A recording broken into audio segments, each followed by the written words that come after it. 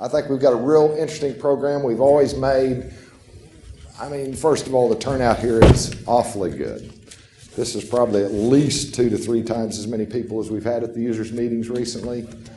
Obviously, the trustees have done a great job this year of doing a little bit of work in recruiting everybody here, because quite honestly at Advantage Health we feel like this is a pretty important year for us.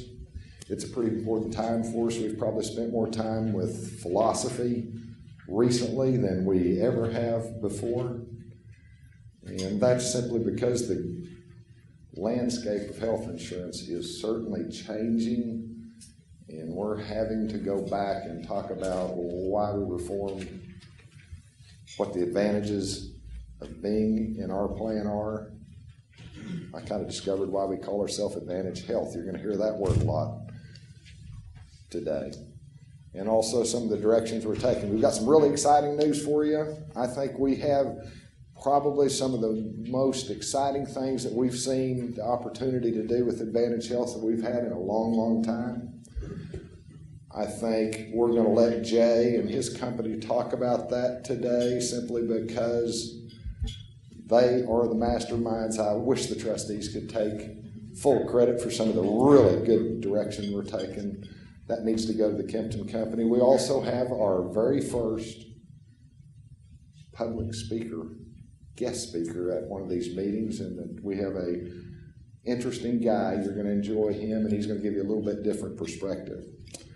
But my name is Paul Freeman, by the way. I'm thrilled to have the opportunity to talk to y'all. I know, how do you get thrilled about talking about health benefits? Honestly, I think our plan is we're just scratching the surface of what it can be. I think we're going to need a little bit of help to really, really get the benefit out of our plan, because we just scratched the surface, and some of our new models we're going to show that. I'm from Texhoma. You'll notice the trustees we're going to introduce in a minute are from all over the state. We try and keep a representative in each piece. I'm not down. Roy's got Lake Texhoma covered. I'm from west, 300 miles west of here.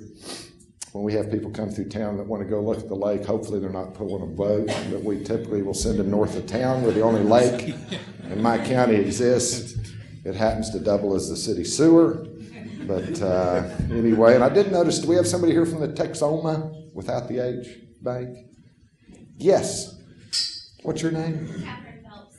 Catherine, I don't know if I've talked to you, but we get to exchange cash letters quite frequently. Back in the old Fed days, it's amazing how many times we got to know them and never have been to your bank. But anyway, I do want to introduce the trustees of the trust right now. First of all, we've got Roy Nelson from McAllister, if you wouldn't mind raising your hand. Lynn Kinder from Perkins, Oklahoma. John Shelley from El Reno. There's John out here. Robert Jennings from Chakota. And Kirk Pittman from Sealing. Jeff Nunn is also a trustee. He's not here today. He is our Texas representative. We do have a place with the trustees for our Texas banks. Jeff's from out in my part of the world, close to Amarillo and Claude, Texas. He gets to have a little bit more input and direction with another meeting we're going to put on for our Texas banks to the south of us. He'll be a little bit more involved there. Additional speakers, like I said, we're going to have Maria Robles going to get to visit with us a little bit. She is our trust counsel. Of course, Guy Sims, we're going to get to hear from him. He's our past chairman. A.B. Bayouth, Jay Kempton. Always enjoy listening to Jay. Unfortunately, we don't have Jay handling a lot more of the program today. The trustees decided, they always pick on me. They decided it might be a little bit more effective, and we're going to try and get some concepts and some things that probably are better said banker to banker, member to member, than from our people that manage our plan for us. We're going to do some of those. And then Dr. Keith Smith's here with us to give us a little bit different perspective. But before that, I'm going to ask an old friend of mine, very old friend of mine, Guy Sims, who is our past chairman and existing chairman for a couple of days for CBAO, if I'm not mistaken, I'm going to ask him to come up front and do a little bit of introducing also. Thank you, Paul. I was a little nervous when you started talking about old friend. Probably don't need to discuss a lot of those issues. And regarding the jackets, I thought you was the one that called and said we needed to wear a jacket for this. I mean, he said he wanted to be casual. He made me wear a jacket. I also want to welcome everybody to the Advantage Health Plan group meeting today. We've got a great crowd. This is the best crowd I've seen since I've been coming to these. I think you'll enjoy what you hear today. We've got a lot of information to go over. I also want to have a podium. I want to extend the invitation to all of you to attend the CBAO convention, which kicks off right after this meeting tonight. It starts at 6 o'clock, and I'd love to see you there. I've served on the board for the last 6 years. I just recently went off. And I'll have to say that I've served on a lot of boards in my career, and this was the most interesting board that I've ever served on. The health insurance field, I mean, it's just baffling what all goes on in that, and I think your eyes will be open today with some of the information that's shared with you today. But I did enjoy my time on it. I made some observations while I served on the board, and I want to talk about those just a minute. I learned that there's a lot of issues in the healthcare industry. They're not particularly pleasant, and most of the time they're not very exciting. I learned that reasonable compensation really doesn't make any sense to people like me and you. The costs can vary wildly for the same procedure. It's incredible how much difference in cost is, and that's where we can make a difference as participants in shopping what our services. And I think that's what this is going to be about today, and I hope you see what we're talking about there. But the most important thing that I've learned is that Advantage Health Plans is a unique animal out in the healthcare field. We are different. We're unique because of our partnership with J. Kempton and the Kempton Company. We couldn't ask for a more committed group of people to help administer our plan. I'm telling you, the Kempton Company is an A1 company. I don't know where we'd find anybody like them to help us with our plan, and it's been an honor to work with you guys over the last 6 years, Jay. It really has. We're unique because we were specifically developed by community bankers, for community bankers. We don't market to any other group out there. We're for community bankers. That's our business. We don't do it with anybody else. But the thing that makes our plan most unique is the fact that we're governed by community bankers. We're governed by the trustees. These guys meet 4 times a year, and they cover a lot of ground every time they meet. We're not the new kids on the block. We have a proven track record of providing good health insurance at a competitive price, and I believe it's because of the trustees and Jay that we can do that. We're honored to have several past trustees with us today, and I'd like to take this time to represent those folks. We have A.B. Bayouth here on the front row, Bruce Benbrook. Bruce, you want to raise your hand? Bill Berry, Bill, and Brian Shipp. I think Brian come in late. We're honored to have all you folks. Let's give these folks a nice round of applause.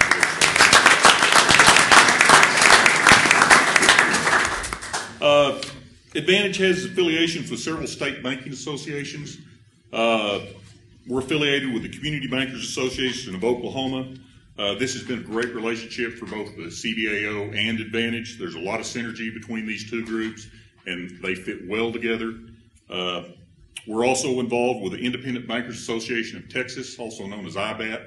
IBAT is a huge banking association in Texas, and we recently went to that market a few years ago, and by being affiliated with IBAT, we gained instant credibility in that market, and they've really helped us market our product down there. The Louisiana Bankers Association, I know some may ask why that would be on there. I guess it's been a little over a year ago that a decision was made to work towards going to Louisiana. There appeared to be a need for a product like Advantage, and there appeared to be opportunity for us. Since that time, Jay and his staff have worked diligently towards making that dream come true. Legislation had to be passed before Advantage could even operate in that state, and that has taken place. They're now in the process of completing the application with the state insurance department, and Jay says that's coming along nicely, and hopefully we'll be up and running by January 1st, 2013. And that could be big for us, guys. I mean, you know, insurance is getting as many bodies in it as you can to spread the risk, and that's what we're trying to do. There's a lot of things going on in the healthcare industry right now with the passage and the implementation of Obamacare. There's a lot of confusion and concerns, but there also appears to be some opportunity and some advantages for our company. And that's what Jay and the trustees are going to go over with you today. And hope you have a great meeting. Thank you, Paul. Thank you, guys. One thing I'd like to do is I would like for anybody that's a president, a CEO, or directly involved in the HR departments in your banks to raise your hand right now. Okay, good. We kind of got our audience pretty well right. I'm always afraid that I'm going to be talking to one audience and we have a different audience out there than we anticipate. I'm going to tell you that the Advantage Health, AHP's trustees have probably spent more time the last several years with philosophy than we normally do. It's pretty much a lot of X's and O's, a lot of financial stuff. We've spent a lot of time with philosophy over the last couple of years, and I think that's going to show up in today's meetings. A lot of the ideas came out of that philosophy. We have suddenly realized that back in the 70s, when Advantage was formed, a lot of the people, all the bankers knew what a self-funded plan was, a lot of the advantages, a lot of the reasons why we formed our own health company. A lot of those people, quite frankly, aren't in the banking industry anymore. And we, as a group, Advantage Health has not done a very good job in the past of educating our group as to the advantages and the reasons why we believe there's great opportunity and it is a good product. We're going to spend a little bit of time there. And to go through our agenda today, first thing we're going to talk about is PPACA, and I'm not stuttering, it is PPACA, but for those of you like me that are acronym challenged, I can't remember what OFAC means or anything, but the idea of PPACA, if you think Obamacare, that's basically what we're talking about. Why is AHP different, and why is self-funding important? Consumerism, free market principles, protecting your plan, and I promise you, when we talk about protecting your plan, it is different. What we're going to talk about is different than what you're going to assume reading that statement right there. Hopefully at the end we'll have some questions and answers. But again, please stop me, ask questions as we go. At this time, I'm going to introduce our legal staff. Maria Robles has been doing business with and helping us at Advantage Health and Kempton Group, Kempton Company, since 1988. Since 1988. As time's gone on, Maria has become so much more involved than she ever was. I'm going to tell you the last 3 years we have absolutely dominated Maria's time. She has become a very key player in a lot of our thought process. She continues to be a more valuable resource for Advantage Health as time has went on. One of the really nice things about Maria that I have grown to really, really appreciate is as an attorney, I can actually understand where she's coming from and what she's talking about. I don't get lost. She's not condescending. She ought to get she does a great job of making it understandable for slow guys like me anyway. But at this time, Maria got your degree from the University of Oklahoma Law School, if I'm not mistaken. That's right. And I'll let you take it from there, Maria. Thank you. Well, I get to do the part that's nobody wants to talk about, the Patient Protection Affordability Care Act. That's PPACA. Some people call it ACA, some people call it Obamacare. It's all the same thing. So what I thought I would do is kind of, if you follow me along in the slides, is kind of hit on a couple of key areas. And I'm going to caution you, I'm not going to give you the nitty-gritty details simply because there's too many of them to cover. But I want to give you kind of an overview of where we are in healthcare today, and I think where we're going from a legal perspective. The first thing we're going to do is kind of talk about where we are and what the Supreme Court decision, the Supreme Court ruled on June 28th on the Obamacare and addressed the issue of what the media has called the mandates, and came out with a decision that probably stunned most of us. I certainly was surprised at how they came about it. Not that I think my reasoning is any more powerful than our Supreme Court justices, but I think they were a little on the wrong end of their decision. I want to talk a little bit about the realities of what the implementation of Obamacare really is. I want to tell you how AHP fits into it, and then what we're going to do. And because of my history with Advantage, I have seen it grow and change over the years, and I've seen healthcare grow and change over the years, and kind of blending the two pieces, the actual AHP as a functioning trust and the actual changes in the law, are sometimes kind of a nightmare, but most of the time for a person like me, it's really kind of exciting. It's kind of fun. So let me tell you first about the Supreme Court. The Supreme Court only decides those things that are asked of it. It's not supposed to extrapolate beyond those things that are asked. And when the Supreme Court decided on June 28th, there were really 4 issues that were to be addressed. The first issue was whether or not there was a tax, whether the mandate, and the mandate, if you're not up to it, if you don't know what I mean by mandate, it's the statute is designed to provide that everybody is, in theory, going to join this healthcare program. And how we join the healthcare program is, there's shared responsibility, there's a lot of terminology that's used, but the essence of it is that everybody ought to be in. And if you don't participate, then you will have a penalty. It's a mandate. It's a tax. People call it different things depending on how they're looking at it, but it's that thing that is supposed to kick in if you choose not to get health care.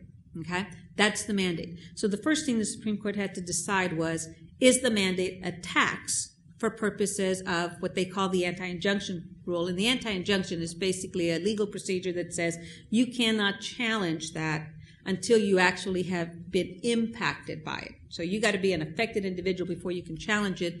Well, the mandate doesn't go into effect until 2014. So the threshold issue was, well, is it that?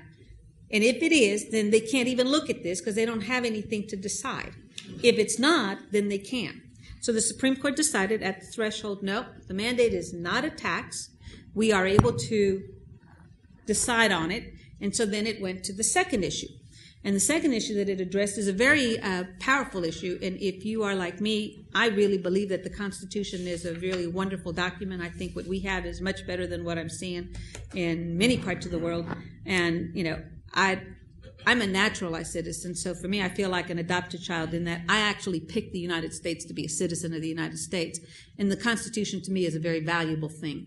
So the second argument was a constitutional issue, and that is whether or not Congress has the power to force individuals, through the Commerce Clause in the Constitution, to jump into the market and buy a product. That has never been done before. From a constitutional point of view, Congress regulates people that are in the market, but they've never said, you must get into the market so that I can regulate you. And that's the heart of it. Can they make you get into the market and then regulate you?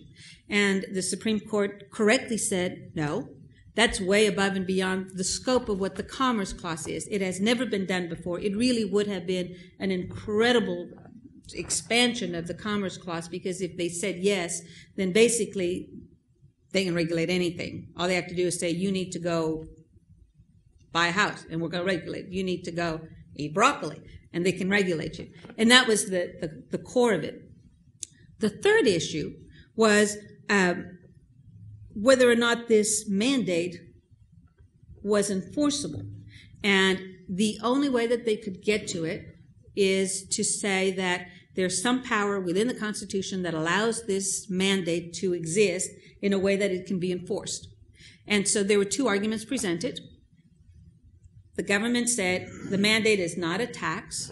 It's kind of a penalty, and we have the right to be able to do it. But alternatively, it is a tax, and we have the power to tax. And Everybody else, the states primarily who challenged it, said no, you can't. There is no power to do this. And this is the area where the Supreme Court really surprised everybody, because it was the Supreme Court Justice who was the swing vote. It was a 5-4 decision. And it was the Supreme Court Justice, Roberts, who voted in favor of it. And it was the most unexpected of all the voters, the 7 justices. The 9 justices. He was definitely the one that was not anticipated to rule in the way that he did. And what he did is basically say, and I'm going to give it to you in English, he said, you know what, people? You have the right to elect your officials, and you have the right to tell them to go to Congress, and they have the right to set policies. We at the Supreme Court don't set policies. And the bottom line of his conclusion that the 4 liberal judges of the court joined in was to say Congress really could have passed this mandate as a tax. And the reality is it is a provision of the tax code. If they could have done it as a tax, it would be an enforceable, it is a piece of legislation that can be enforced, and therefore, because they could do it, and it is in the tax code, it is a tax. Now, I just told you the very first part they said was it's not a tax in order to be able to decide it. But the issue was then, yeah, it is a tax. What I was so confounded by is that when you look at the history of it, Congress said it wasn't a tax. The President said it wasn't a tax. And then Justice Roberts says, well, it is a tax. I don't know if it's a tax or not a tax, but that was the means that they allowed to allow the law to go forward. What happens with it is once you make a decision that it is an enforceable piece of legislation, then they couldn't gut it. So it stands. Now, they did not decide anything other than these 4 issues. So they haven't decided on some of the other pieces that are already starting to come up that it will be challenged, because they only answer the questions that are posed to them. This decision allowed them to not deem the entire statute unconstitutional. That is the piece that allowed them to let the statute stand. The 4th element of it was kind of a quiet kind of argument that was out there, which really is a very important argument and a very important piece of this decision, because the implementation of PPACA really depended in a lot of ways, not only on the mandate, but on this 4th item. And that was the concept that by statute, they wanted to require all the states to expand the Medicaid program in order to bring more people in. And if they didn't join in this deal, then the penalty was they were going to take away the Medicaid money that federal funds are given for. So if a state said no, then they were going to cut all of their revenue. And the Supreme Court said, no, that part you can't do. That doesn't sound right. And that element was ruled unconstitutional. Now, how that plays out in real life is going to be the key, because what that piece was intended to do was to kind of bring everybody in under the umbrella of Obamacare or PPACA or, whatever program. Sometimes I call it nationalized health care. So if you no longer have that element to bring a lot of people that were going to be brought into it through that element, it's going to be interesting to see whether or not they can actually do it. So it leads me to the next one. So where exactly are we?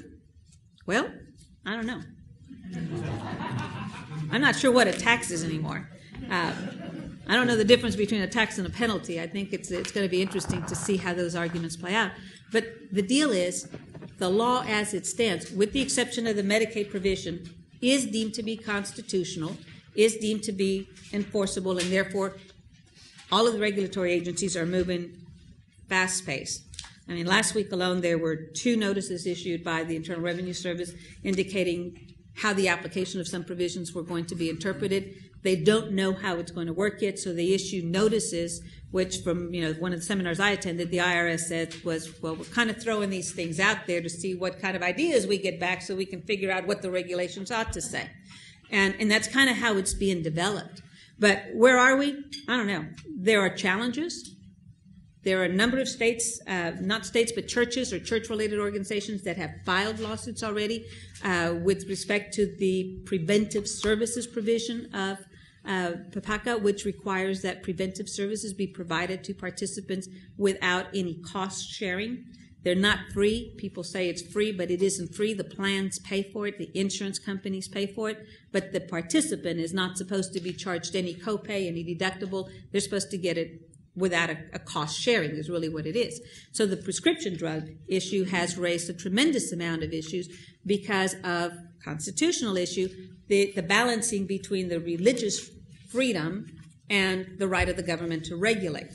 And there's a balancing act, which is what the Supreme Court does. It balances and says this interest outweighs this one or this interest outweighs that one. Right now, the religious entities, they've been primarily Catholic churches, have challenged it because part of the prescription drug program is for birth control, and the scope of what's being provided has been interpreted to require what they call the morning after pill, which in some groups is considered an abortion type of pill and not birth control, and so they don't want to do it. It's against their religious beliefs, and so the challenges exist. This morning, Hobby Lobby, which a lot of people probably know, and Mr. Green, who is the owner, is a very Christian man. He actually is not a Catholic, but he is a very Christian individual who will not open any of his shops on Sunday, never has, kind of like Chick-fil-A. It's a rare business decision to do that. He filed suit in Western District Court of Oklahoma challenging the same portion of the bill. And his reasoning is if he does not comply, his estimate is that it will cost him $1.3 million a day, $1.3 million a day to not comply with providing that element of PPACA. So you see where the tensions are. I don't know where it's going to fly. I don't know what's going to happen to it. There's been at least one court decision that's already held for a non-church employer and upheld that their religious freedom outweighs the requirement that the government is trying to impose on them to offer this deal. So it is an unsettled area. That, coupled with the fact that the way it's being implemented is over a long period of time. So we're already, we've seen pieces of it in play, but the guts of it come into play in 2014. And as these pieces become more and more operative and they're tried to implement them and people start putting costs and stuff to it, then I think you're going to see even more challenges to it. I think the religious argument is a very strong argument because there is a constitutional protection on religious freedom. I think what's really going to come to play is an economic argument. There is no such thing as free. So if it's free to you, somebody is paying for it. And when the costs are actually defined, because people haven't defined them yet, when people start identifying a cost with what it means to implement them, I think you're going to see more and more economically based decisions, like the Hobby Lobby. $1.3 million a day is nothing to laugh at. I look at it and I go, $1.3 million a day, that's worth hiring a law firm to go file a lawsuit. It doesn't take, you can pay the fine for 5 days and you get a heck of a lawsuit. So I don't know where we're going to be. It will be interesting to watch. It is an absolutely evolving area of law.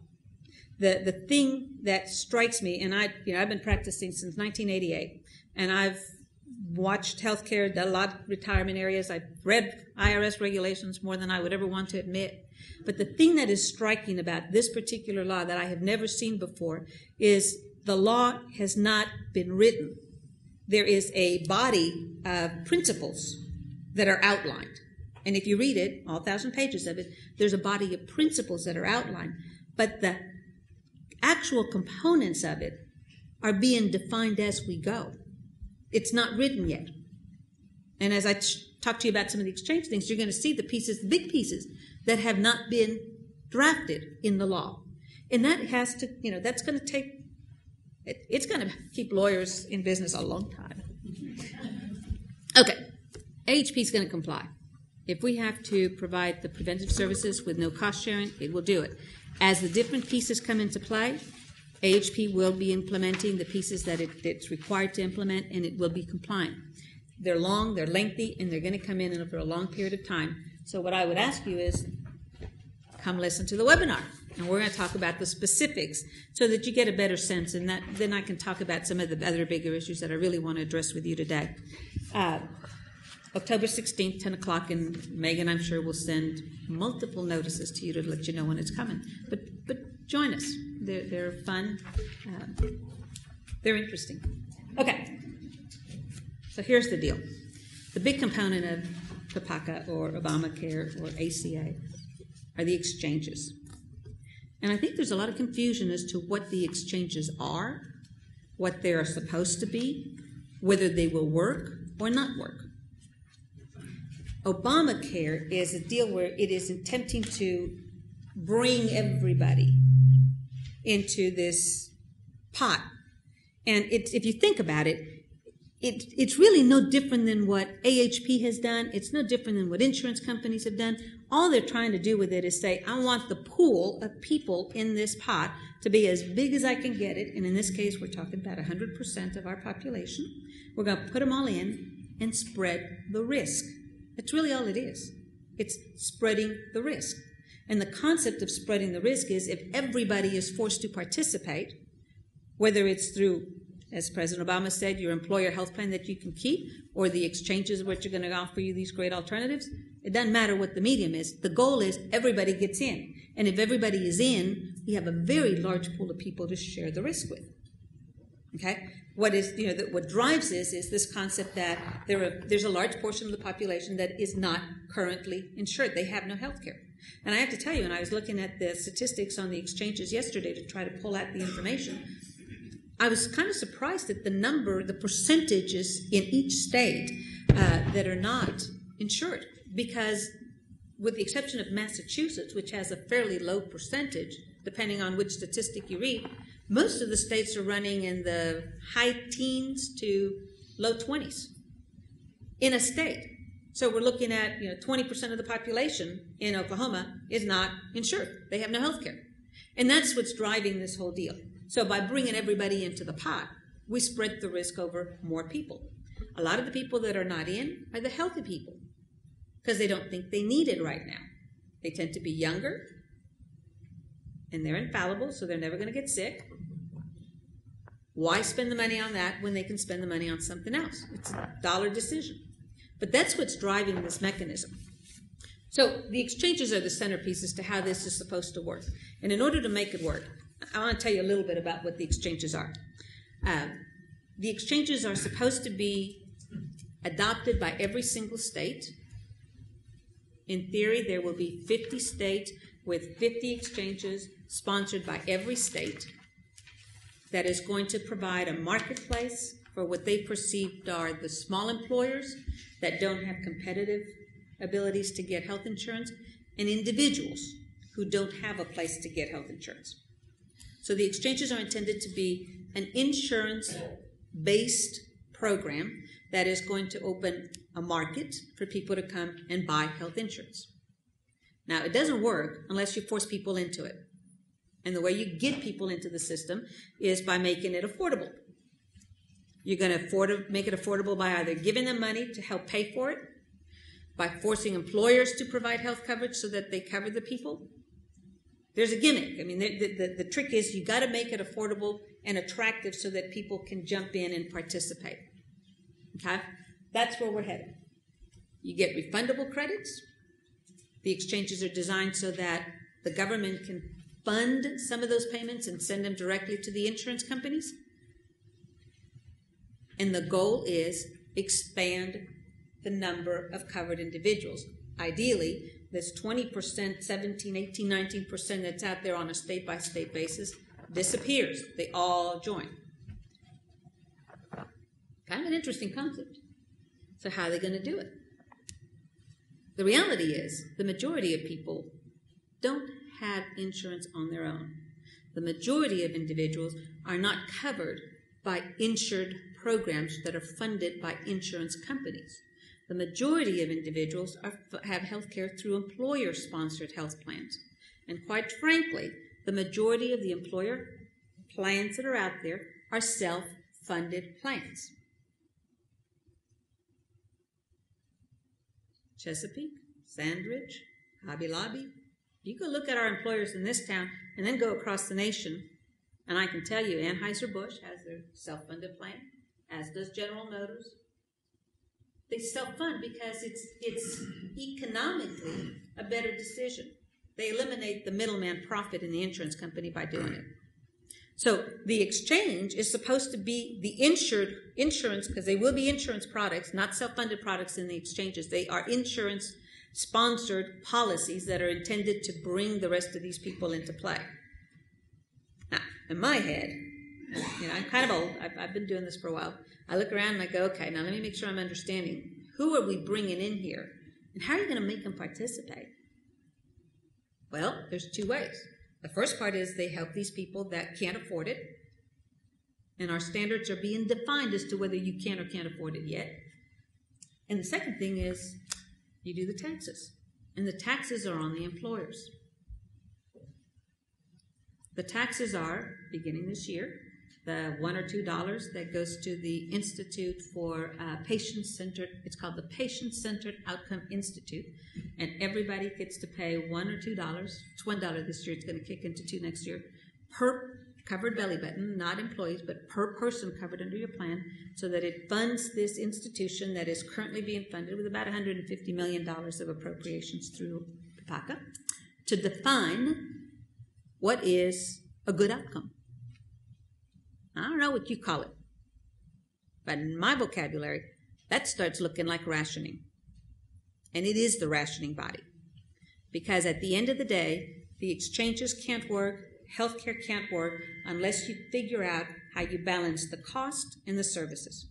It's a money deal. That's why the taxing, it's a dollars and cents issue. And at some point, you have to balance dollars and cents. You can't continue to spend the dollars you don't have, so you're going to balance. And somebody, I don't know who, somebody is going to get to decide. The IRS has extremely strong penalties against employers. It's like, the Hobby Lobby example of today. $1.3 million a day is a heavy-duty penalty. It is about as big a stick as you can find to force people to do what they want them to do under the design of the law. Those provisions are starting to kick in. Preventive care is already coming into play. For most plans, January 1 is the day that they all have to offer the media calls it free. I call it no cost sharing. No cost sharing. It's not free. But January 1, employers that aren't compliant are subject to the penalties. And that's the stick that they get. So what's the effect? Well, businesses are going to have to decide. You either provide coverage. You provide coverage for your employees. That's option one. And we're going to talk about that one more in a minute, but you provide coverage. Or you pay for not having your people covered. And this one is a little bit odd to me because the penalty on it right now is $2,000 per employee, which I'm going, that's a lot cheaper than buying insurance. Or you pay only for those people that are eligible for the exchange because you didn't provide them an affordable plan, and you pay $3,000 for each of those. Either way, they're trying to get the money in. The thing that strikes me as odd is that these $2,000, $3,000, they're not going to pay health care. They're going to enforcement. They're not going in the bucket that's going to pay the doctor or the hospital or the lab with the prescriptions. It's an enforcement deal. And so you're going, well, that doesn't make sense. But you see what the scheme is. It's designed to force people to play. And the stick on employers is a very heavy-duty stick. On the business side, it's the coverage. I think it's if I put it in simple words, it's going to be, you can't give your employees too much, because that's going to be a Cadillac plan, and then you're going to get taxed for giving them too good of a benefit. You can't give them too little, because then you're going to be penalized, and you're going to pay a fee for not having affordable or sufficient coverage. So you got to pay them, give them something that's kind of somewhere in between. But here's the problem.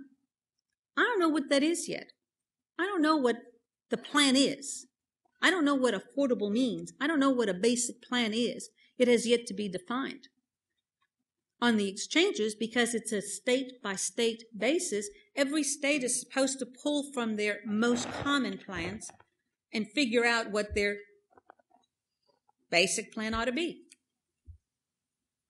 As of today, 36 states do not have anything in line for an exchange. So, provide coverage. I don't know what it is we're supposed to provide because it has yet to be defined. Then I get to the part that I like. You want to flip over and go to the next one? The effect on individuals. And this is where they say shared responsibility. Ideally, in a perfect world, We have everybody in the pot.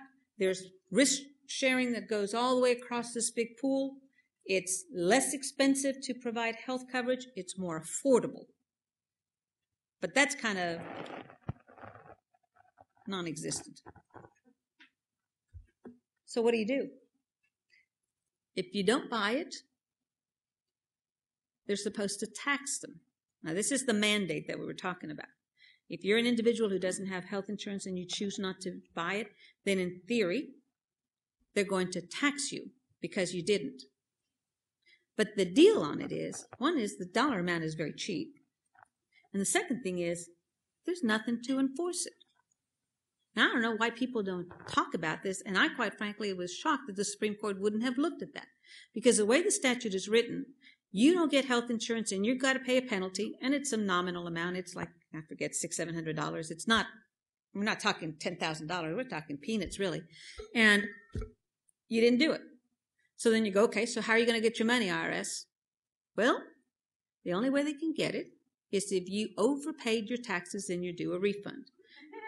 They cannot assess a tax on you. They cannot enforce collection process. They have no levy power.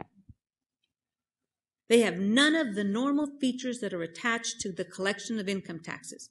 And you guys are in businesses. You see financial statements. You see your banks. If you don't pay your taxes, I guarantee you there will be an agent from some agency coming to collect it. If you don't send your withholding taxes to the government, they're coming for it. They can shut you down. They can sue you personally. But this thing has no teeth. So what does it do? It allows somebody to not get into the system until they have to. And this is part of, you've seen it in the media, and there's a concern. Well, you could be rolling in an ambulance and they're going to be signing you up. We have no pre-existing conditions. We have no limitations. So therefore, sign me up today now that I need surgery. Or better yet, I go to the doctor and he says, well, you've got appendicitis, lady. You need it out. I don't know what they do with appendicitis, but I'm just the only one I know. You go, okay. And the hospital's going to sign you up on the insurance. And they can't say it's a pre-existing condition, so they got to cover it. From a business point of view, as a banker, there is no way you would ever in your business world make those kinds of decisions and say that works. You just flat out can't. And there was a hand back here. I was just going to ask if it can trigger an audit. They haven't decided that yet. My sense is, yeah. And truthfully, I mean, I've seen them, and this is rare, but we've already seen some audits on health plans to demonstrate compliance with PPACA. DOL, IRS audits, and you're sitting there going, generally, that's not normal, because usually a couple of years pass, and then they start auditing retroactively. But when you start getting them auditing a year after the law goes into effect, you're going, whoa. And these guys are actually being trained to audit. I mean, they're getting good training. The last one I ran into, I thought was very competent in terms of what he was saying. Maria, what if a taxpayer was getting an earned income tax credit? Could they take the premium that's owed for the insurance coverage out of that? I don't think they can get it from the earned income tax. You don't? I think it has to be from taxes paid that they get a refund. But the people that are getting the earned income tax credit, they're not going to be charged for it anyway, because they're going to be subsidized. The income level. The government's going to give them money to go buy it. Yeah. Okay, so here's where we are. Exchanges. I don't know what they're going to be. The statute says that if the state does not create one, they can have a federally run exchange. I personally don't see how they can have, and they is health, HHS and IRS and DOL. Thank you. I just don't see how they're going to get 36 states up and running January 1, 2014 with a federally created exchange. I don't see how the feds can possibly determine what the benefits ought to be in them. Minimum coverage, it's being defined. I can't tell you today what minimum coverage is. I can tell you the elements of what essential coverage in the exchange is supposed to be, and they're big, big stripes, big painting things. They're not anything real specific. They're waiting on states to define the benefit. I don't know what it's going to be. And we're like 15 months away. Minimum cost. That's the interesting part. I've always said you can't just, and I think you're going to hear the concept later on today. Here's the health plan I want. Here's everything I want it to have. Here's everything I want it to be. Here's how much I want it to provide me. And if you're a business person, you're sitting there, okay, so how much does it cost? No one knows. We don't have an estimate from anybody because we don't know what it has yet. So if we don't know what it contains, we don't know how to price it. At some level, some actuarial firm is going to make a ton of money trying to come up with a nice, good framework to figure out how to price it. But as of today, we don't know what it will cost. And they're not designing the plan based on what the cost will be. They're trying to design the plan and then determine the cost. I can tell you the next car I buy, it's going to be a little convertible. It's going to be silver. It's going to have lots and lots of gimmicks in it. It's going to talk to me and basically park itself and drive itself, and it's going to be real gas efficient. And if I don't ask what it's going to cost until I tell them, here's what I want you to build me, I don't think the price is going to come in at a level that I'm going to like.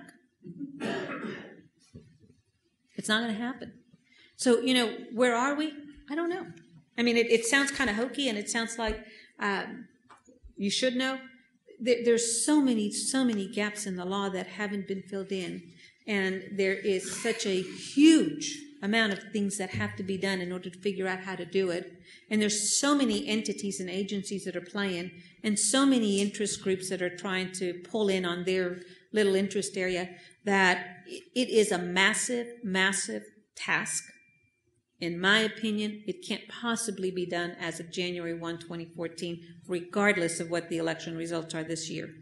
It's just not possible to define that much in 15 months and make it operational. I just don't think the government is that efficient to start with. And even if they were, I don't think they're going to do it. The only element I can tell you that will be in play, the taxing element will be in play, and it will be in a well-defined, enforceable means, because the IRS is working at it, and they are putting up very concrete methodologies that they're going to use to charge the taxes. But the rest of it, I don't know. And you thought you were going to get good news out of me. That's all I got to say. That's a lot, Maria. And by the way, I'm kind of looking around, checking everybody out. Man, you guys are doing good. I know Maria's not that good. You all are really staying engaged. I'm impressed. You all are tough. Maybe it's just early in the week. It's hump day. Maybe everybody's excited. But, when I was kind of getting ready for this, before we hit the why is Advantage Health different, my kids, who are old enough now to kind of disagree with what I say quite frequently, and they were asking me what I was getting ready for. And they says, Dad, you can't talk about that. You always told us that you don't speak about things you don't know anything about, and you don't speak about things you aren't passionate about. Obviously, you know nothing about health, and you sure aren't passionate about your health. Look at you. And I got to thinking, why am I so passionate about this? I am going to, up front, I may throw a few superlatives out there, and I may be a little bit strong, but it is because I am passionate about the subject we're talking about today, just like I think everybody here. We all have employees. We all have benefits. We're around our employees and our coworkers more than we are our spouses. We all have that inner desire to do as good a job as we can do to take care of our employees. I think that's why we're all here down deep. I think the other part of it is we always have to kind of balance what we do for our employees with what it costs the company. We all face those kind of decisions all the time. I think Advantage Health is on the cusp of being able to give our employees way better value for the money. And I don't think it's going to cost our companies anything. It's going to take a little effort. That's my hook today. That's what we're going to spend our time on. Advantage Health, you notice Advantage Health Plan has no insurance in it. We are not an insurance company. Just that plain and simple. We're different. We're a different animal. We are not an insurance company. The Kempton Company does not have insurance in it. They're not an insurance company. I think that's basic to a lot of things we're going to talk about today. We do not participate in an insurance company. What's the difference? When I talk about insurance companies, I'm talking about the Blue Cross Blue Shields, the Aetnas, the other insurance companies that are in Oklahoma, and there's really not a lot of them left. There might be 4 or 5 major companies. And I contend that the difference in insurance companies, they have investors, stockholders, their profit motives. Their primary focus is to generate a profit for their investors. They have to be that way. It's not a bad thing. It's just the way they're structured. They also have the employees of the company to worry about, et cetera, et cetera. What's different about Advantage Health is you all are the company. We own this company. It is ours. There is no profit motive. Our funds that go into this plan go to pay the benefits for the members. We don't have that leak in the bucket, that 10 or 15% return that the insurance company has to have. Well, maybe it used to be 10 or 15%. Maybe today it's more like anything, 5 or 8%. But the bottom line is, we don't have that leak. We don't have that noise of stockholders out there. Our primary purpose, Advantage Health's primary purpose, is to supply benefits to the members. It is our only focus, is to give benefits to our customers. The Kempton Group, they are, and this is a little blunt, but they are hired basically by the trustees of your plan to manage the company. They take care of all the contracts with the PPOs, all the accounting, all the audit work. They take care of the whole system, the payment system, which is immense. It's a very difficult process. They do a lot of things. But they do that at the request of the trustees. They're not the insurance company.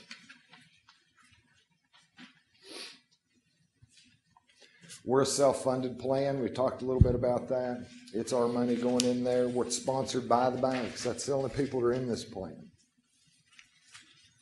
The claims are paid solely. That's the only purpose we have. It's really important that we understand we own this company. That last bullet point, I'm really kind of proud of. Very proud of.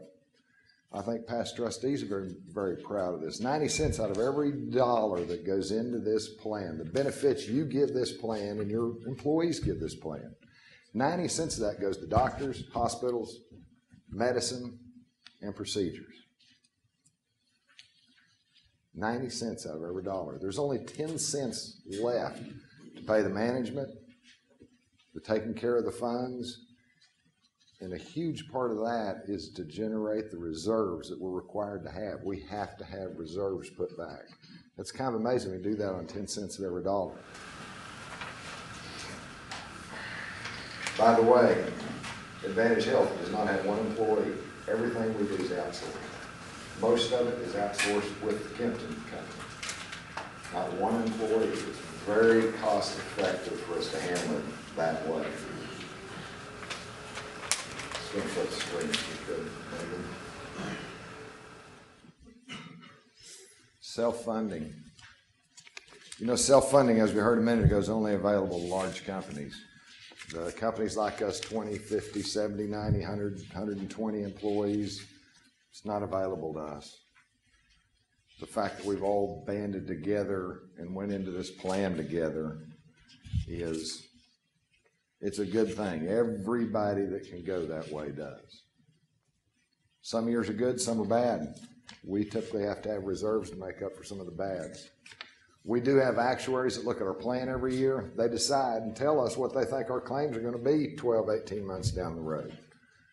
I will tell you, that's one thing. A guy talked about how interesting he is to be on this board. It's fascinating to see what an actuary can actually do. They can get pretty dadgum close. That's amazing to me on 3,000 lives or 4,000 lives and all the things that go on with each one of our families. That's kind of amazing. But they do miss occasionally, and occasionally, unfortunately, the benefits paid, the contributions made to the plan don't cover the benefits. That's when we've got to have some reserves. All participating banks share pooled risks. That's the idea of the insurance business.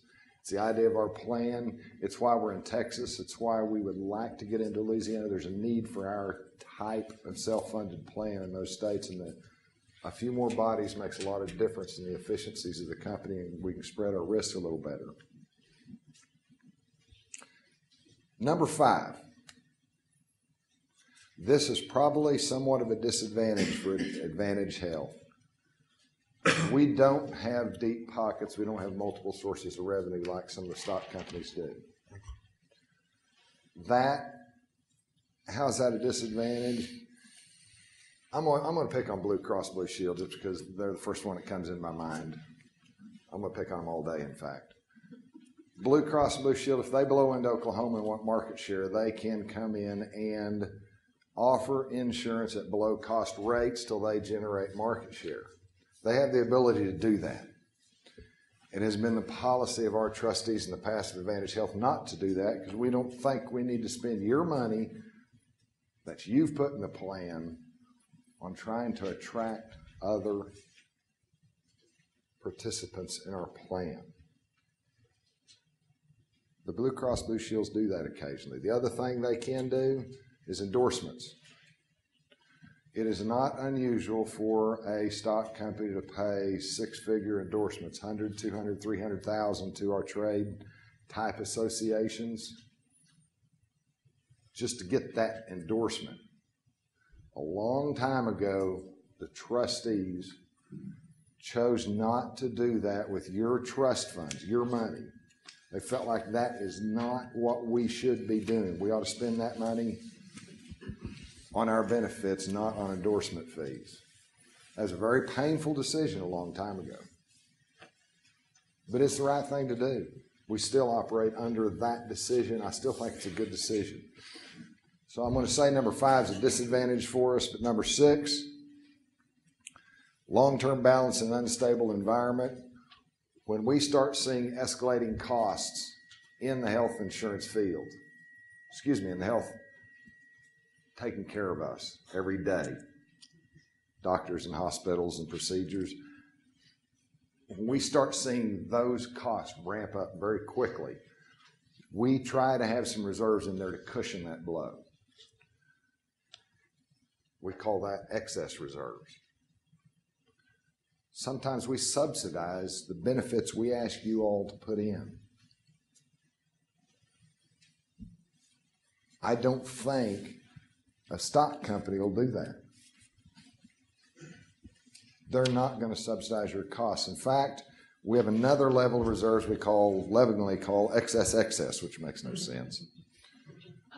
Over the first 20, 25 years that we operated, we had developed some extra money in your trust plan. It didn't happen by design. It just ended up, we took in more cash than we were using in benefits over a long period of time. There wasn't much difference, but it started adding up to some money. There was a decision made by the trustees, and this has probably been, 6 or 7 years ago, that we probably had got a little bit fat and we needed to operate a little skinnier. We can't write a check out of the trust back to all the employees or the employers or the people at that time that were in the plan or the people at this time in the plan. There's all kinds of issues with that. So basically that money was spent subsidizing the premiums that came into the plan. If our actuary says health costs are going up 10% this year, you have to increase your premiums 10%. We increased them 2 or 4. The difference was made up by that excess fund. That was a very upfront decision by the trustees. I don't think there's a stock company around that is going to share their profits the last 20, 25 years back to the current participants. I don't think that's going to happen. I will also say at that time, that was about the time we were getting ready to go into a different state.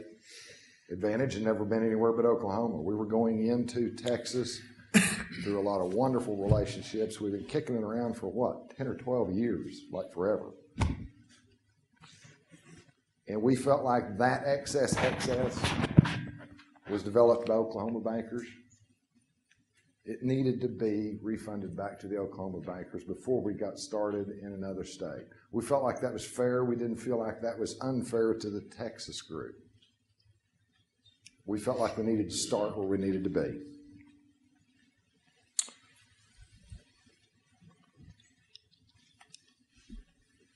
You know, our plan, and this screen's probably as important a screen as you're going to see today.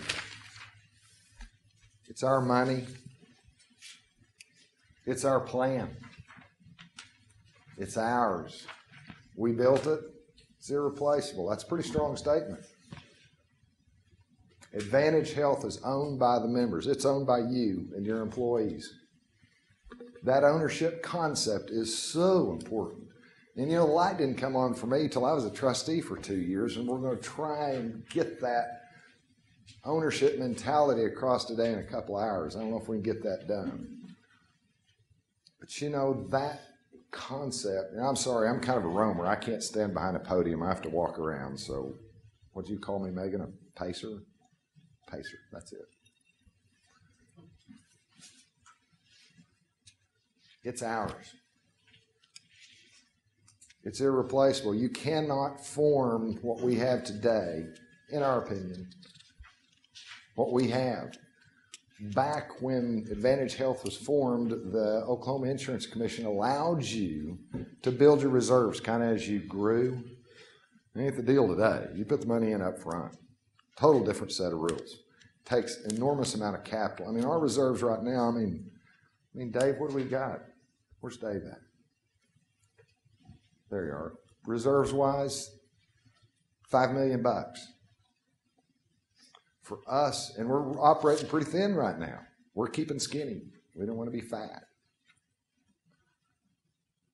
That $5 million, think about it. If the banks today had to stick $5 million in here, upfront money, and still pay our premiums.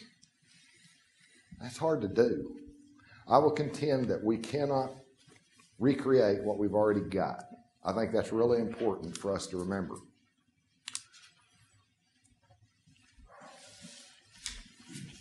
This one I didn't quite know till the other day. 60% of all benefits in the United States of America are paid by self-funded plans. We just got through telling you most people can't get into self-funded plans. How's that possible? How are most of the benefits paid?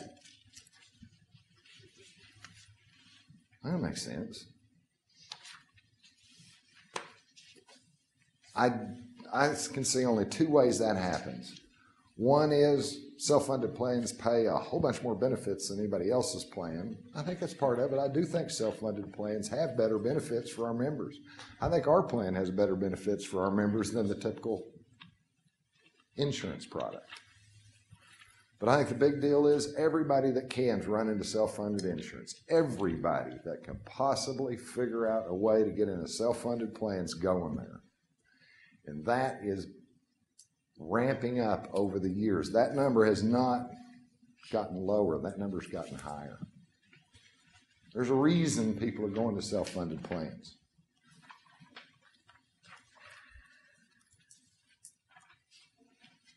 AHP is valuable. That's the point I am trying to make.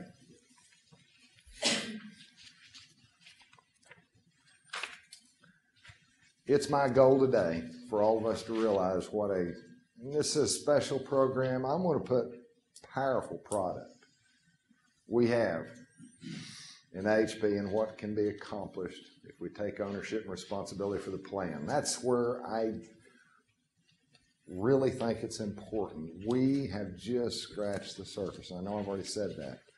Advantage Health can be more than it is today. We have a great product.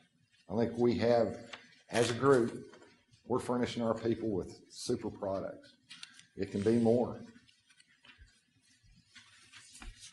That next sentence, oh, go back. I'm surprised you were going to let me skip that, Megan. That's our cheerleader statement. Resolve to defend our plan and encourage our employees to protect our plan. That sounds like a mission statement I put on our strategic plan a while back.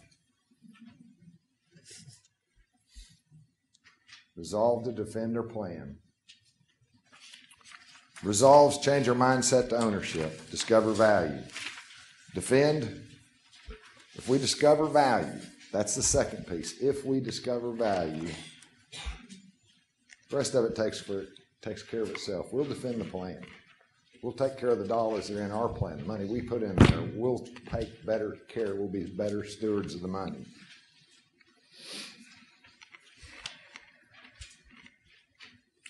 Next page.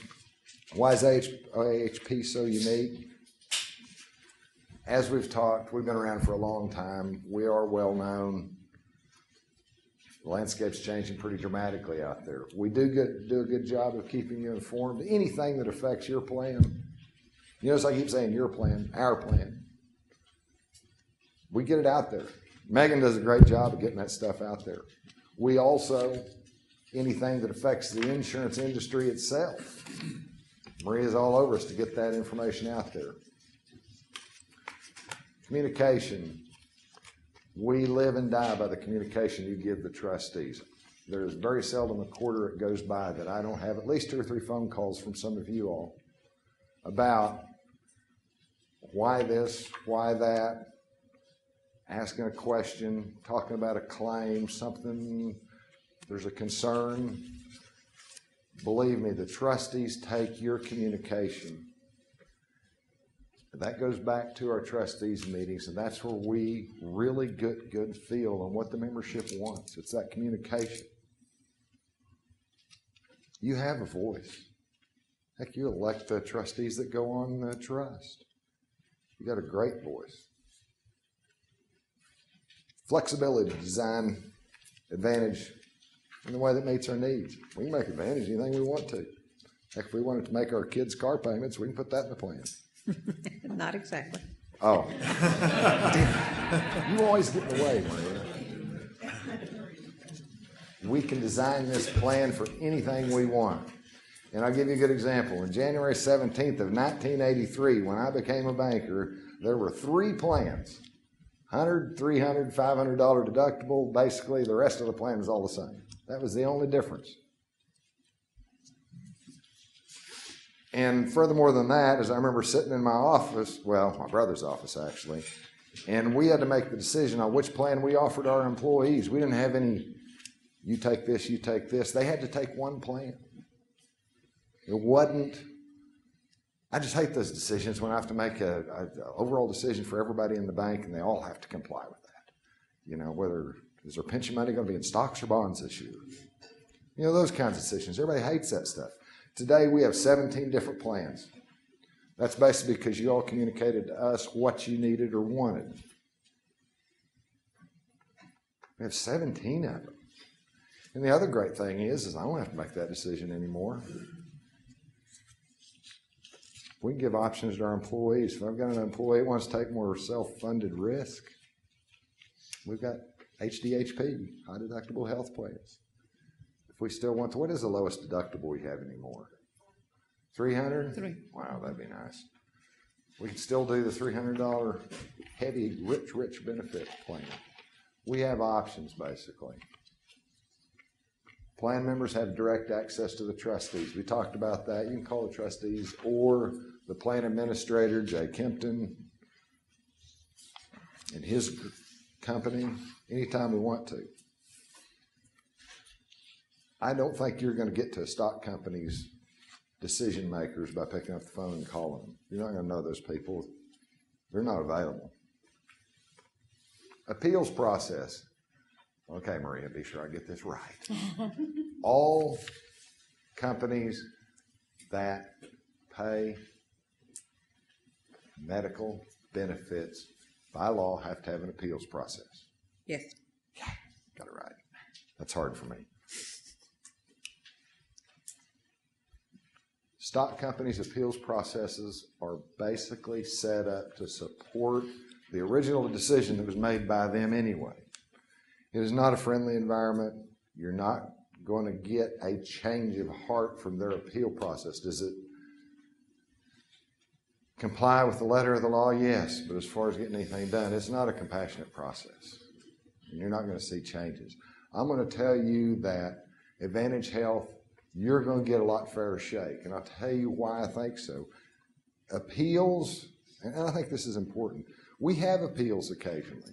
I've been involved with a lot of appeals. Not a lot, but what, 1 or 2 a year, maybe 3. Obviously, when somebody appeals, it's a very important thing. It usually involves a life-threatening event, a quality of life event, and I don't mean a bad knee. Really, really important stuff. You as a member have the right to come and sit in front of the trustees of this plan and state your case if you disagree with the way a claim is paid or whether we're going to cover something. It's very compassionate. It's very emotional usually. It's very difficult on the trustees, I promise. Very difficult on the trustees. The hardest decisions we make are some of those appeals.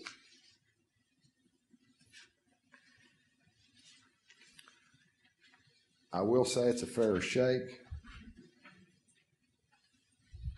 And I also should make two other points.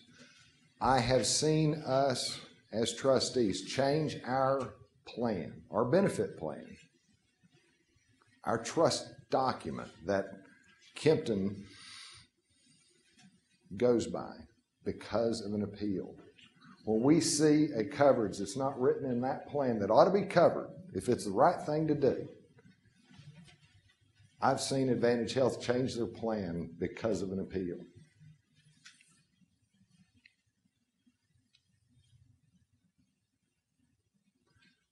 The other thing that I will say about the appeal process is I do think we need to be understanding that the trust can't get real carried away there with exceptions.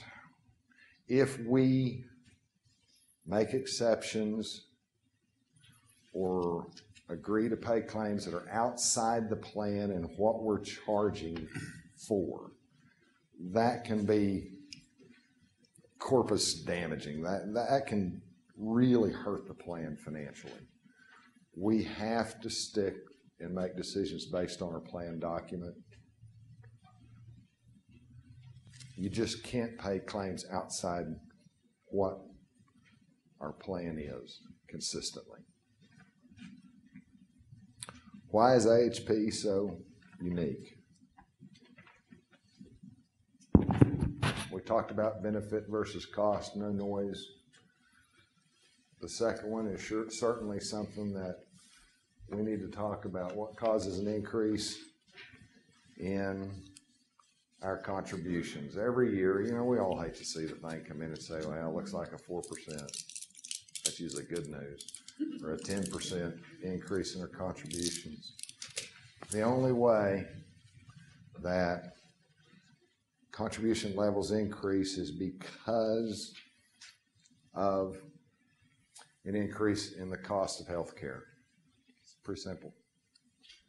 That is the only reason, with maybe a little bit having to do with reserves. Sometimes we get in a situation we've drained our reserves and had some difficult years and we have to build those reserves. But that's usually a pretty small piece of the puzzle. Those increases, it's pretty hard for us to defend increases, but it is really amazing. And the trustees don't have a lot of latitude there.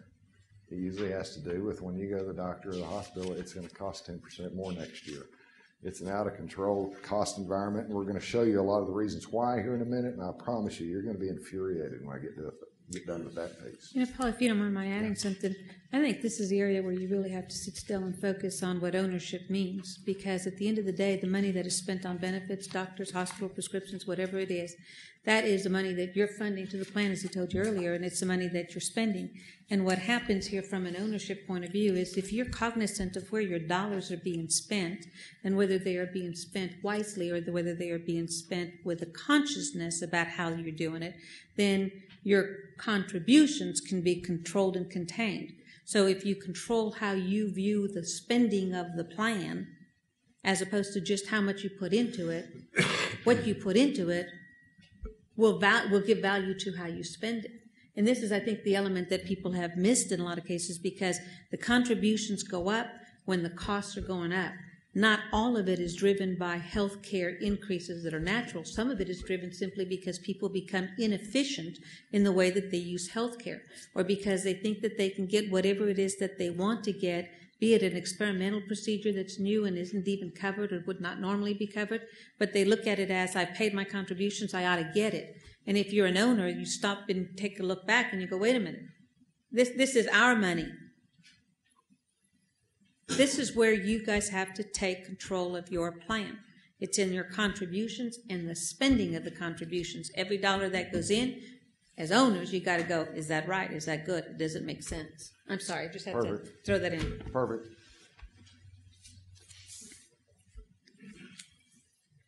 Okay, let's go to the next screen. What's the alternative? And I think we've discussed a lot of these bullet points when we talk about the exchanges.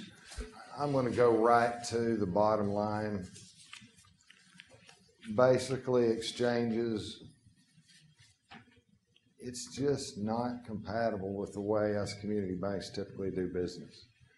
It's not the way we were raised in the business. It's not what we're trying to do for our customers of the banks. It's sure not what we're trying to do with our employees or ourselves.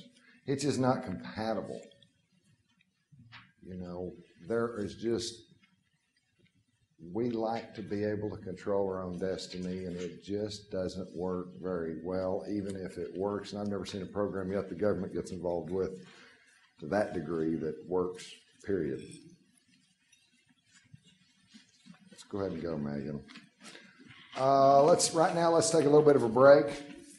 It is 4:20. Why don't we cut that to 10 minutes? Let's go to 25 till 25 till. Thank you. We're going to jump right back into status quo. I think. There we go. This part of the program, I really want to be careful here because it sounds like I'm just being like real pessimistic. Advantage Health, your plan is is operating very good in the current landscape. But we're going to try and go into the landscape and show you just exactly what kind of war it is out there. And a lot of the things that we're seeing as problems. And then we're going to give you, bottom line is the status quo. And I'll go right to the punchline here. It's not good enough for our employees. Bottom line, it's not good enough. It's not good enough for our plans or our members. We're trying to figure out a better way and a better model to operate under, and we think we've got that figured out. Jay's going to get to spend some time talking about that. But right now, I promise you, it's a war out there. And your trust funds, those reserves we're talking about, the $5 million that's sitting in those accounts, this is verbatim what has been said to Jay Kempton when he goes out and tries to talk a hospital into doing more for less money. Bottom line is, they look at that money and that plan as their money, and Kempton is the impediment to them getting their money. It's just that blunt. That blew me away, and that's aggressive. And that's an exact quote. Yeah, they view it as we're an insurance company that way, and try to make those bankers' money, patients' money, that just doesn't compute. And we all need to understand Kempton's the gatekeeper of the money. They protect the money. Kind of a vital role. Basically, in the past, it's been impossible, and it is today, to find out what the cost of a surgery and a procedure is beforehand. And I will tell you this. I'm going to ask you all, the last time you went and bought a car, not for the bank, for you all personally. You're spending your own money. I'm going to bet that you spent more time finding out the quality of all the cars out there and which one you wanted to pick, and you spent more time finding out how much it cost than if you were going to go have a $100,000 procedure done on your knee or back. I'm going to say that if you talk about your pet that got hit by a car, you're going to spend, first of all, you're going to go to the Vets Trust and somebody you know where the quality is. But secondly, I'm going to bet you the first thing out of your mouth is how much it's going to cost to fix the pet. We don't do that to ourselves. Why? It's not because we're not bright. We haven't been conditioned to do that.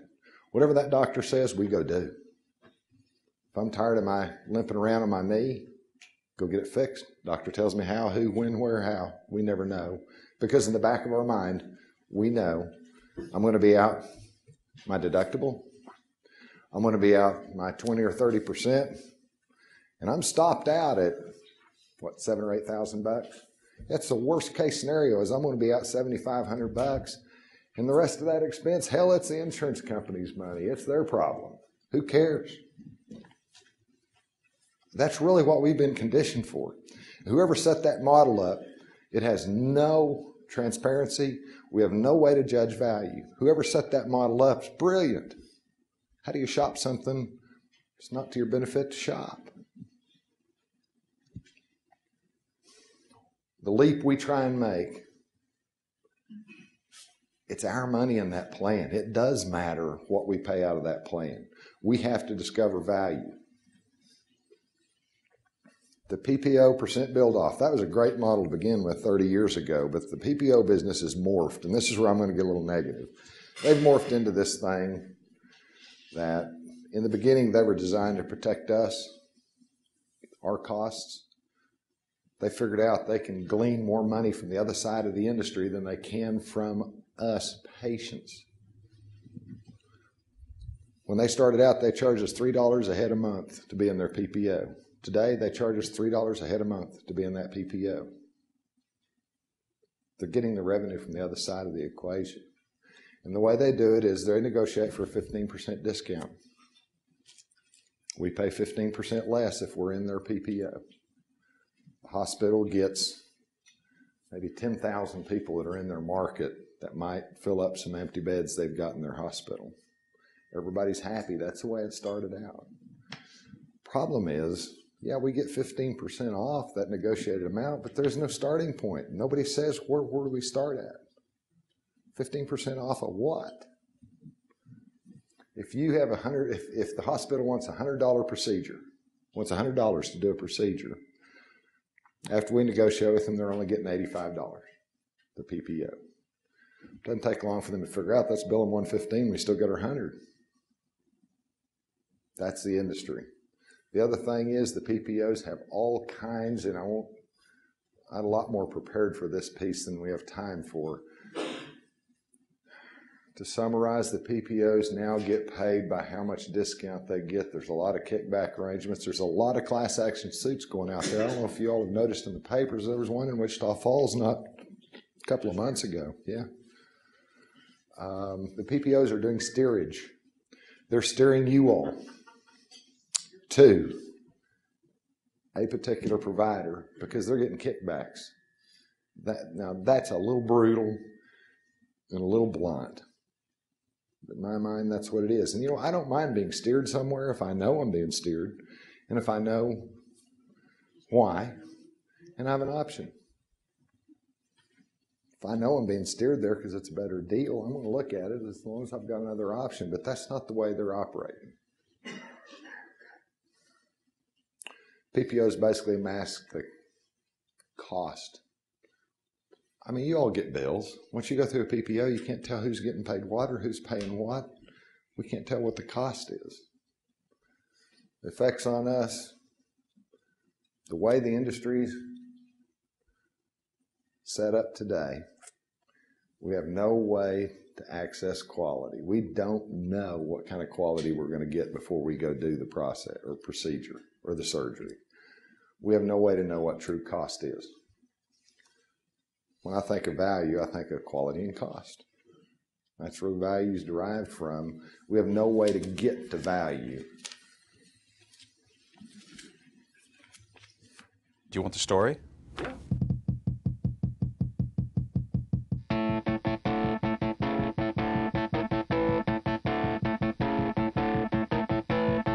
Approximately 2 years ago, I was having a great deal of pain in my right wrist and swelling.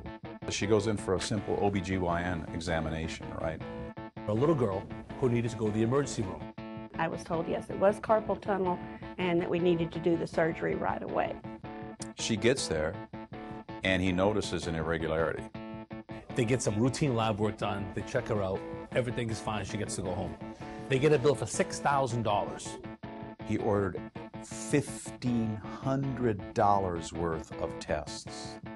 The facility had charged for a 2.5-hour outpatient treatment over $167,000. The doctor, for doing the surgical services, was charging us over $64,000. Small stakes, give you blues. You don't feel We're just out to make as much money as we possibly can. So we're going to charge a number that is so big, it's like casting the biggest net they possibly can to capture whatever they can get in case somebody happens to pay it. You don't feel abused. Small stakes tell you that there's nothing can do.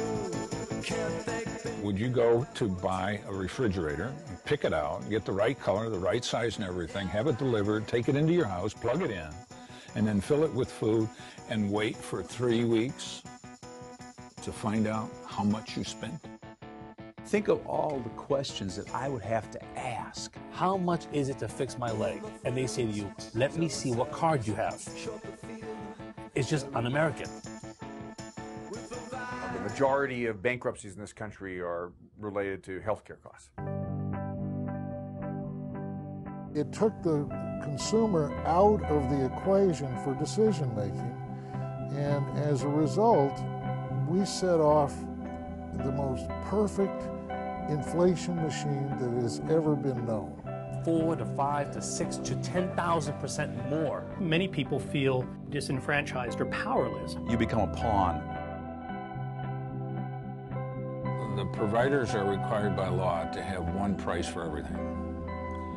It would be really nice to know what that is. But it is not a partisan issue at all. It is quite the opposite.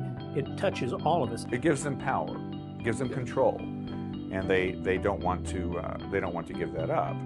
In my generation, you never questioned a doctor. When you break social contracts, you produce tremendous ill will. If you want healthcare costs to come down, someone has to make less money, and nobody wants to be the one. Because that's the nature of capitalism.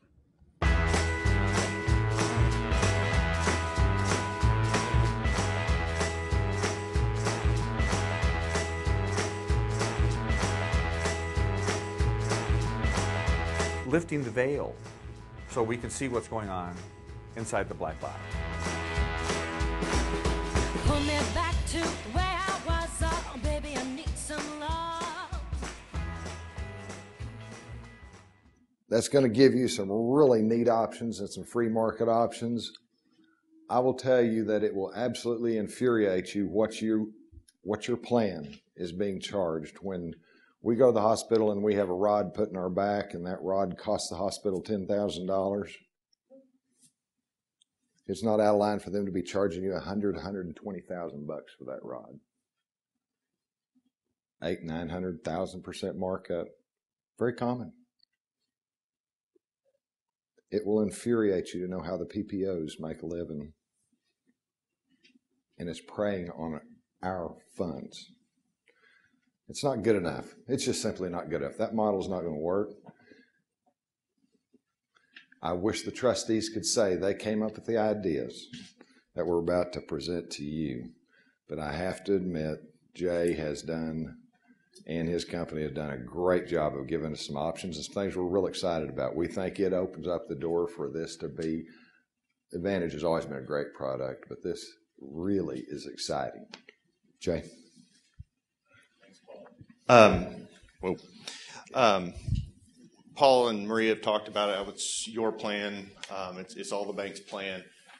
why it's so important that it's your plan and you're self-insured and all that. But what I wanted to kind of close the loop on is, fine, it's your plan, you own it, you're the owners of it and everything else. But how do we take advantage of that? And one of the things that being part of a self-insured plan like Advantage is smaller employers can participate. That's what it was designed for. But you also have the ability to innovate within your plan design. That's something you don't have with a carrier. It's something you're definitely not going to have with an insurance exchange.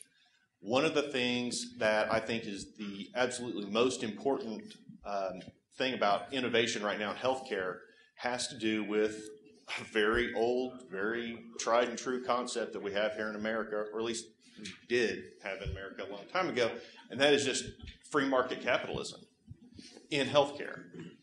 A lot of experts will say, well, it just doesn't apply to healthcare. That's fine and good for buying a car or buying a telephone or whatever, but healthcare is different. And the more research that we do and the more our eyes are opened, it's not different. We know that in our gut. You know, we hear the pundits will say, well, healthcare is different, the government's involved now, da-da-da-da. But there are a lot of providers out there of care, whether it be a hospital or it be a surgery center or a physician, that, I wouldn't say a lot is probably too strong a word right now, but there are providers out there that are interested in changing the status quo, that are interested in free market transparency.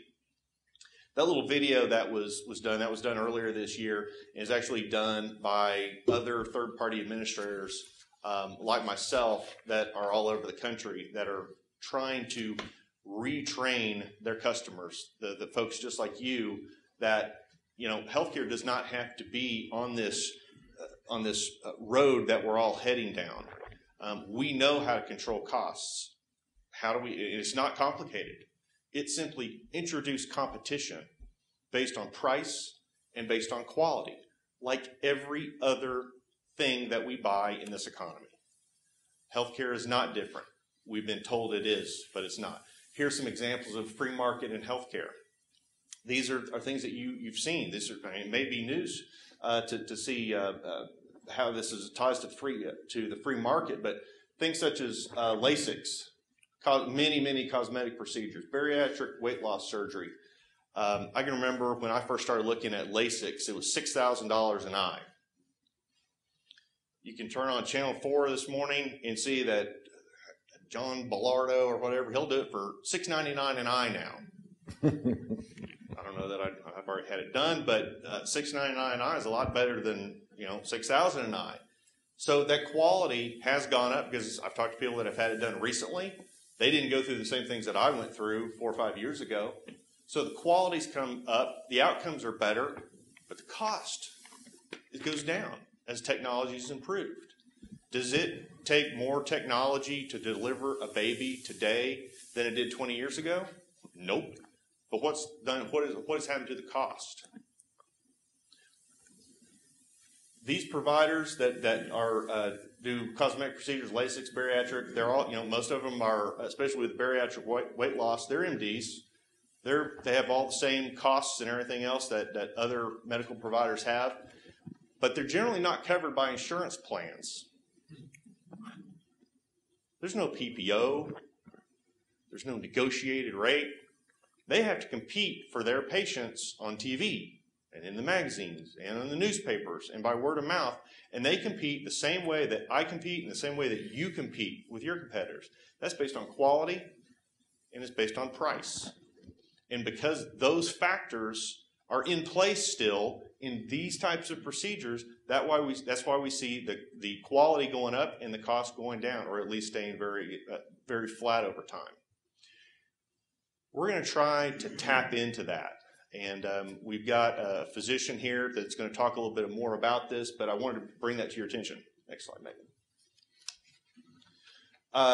One of the things that we stepped into at the user group meeting last year, and it actually came from one of our participating employers, we were talking, if you all remember, we were talking about medical tourism, where, I sat up here and we showed you another little movie, and we were talking about, we might be able to save a lot of money if we go and we get our heart stents done in Bangladesh, or we get a hip done in India or something.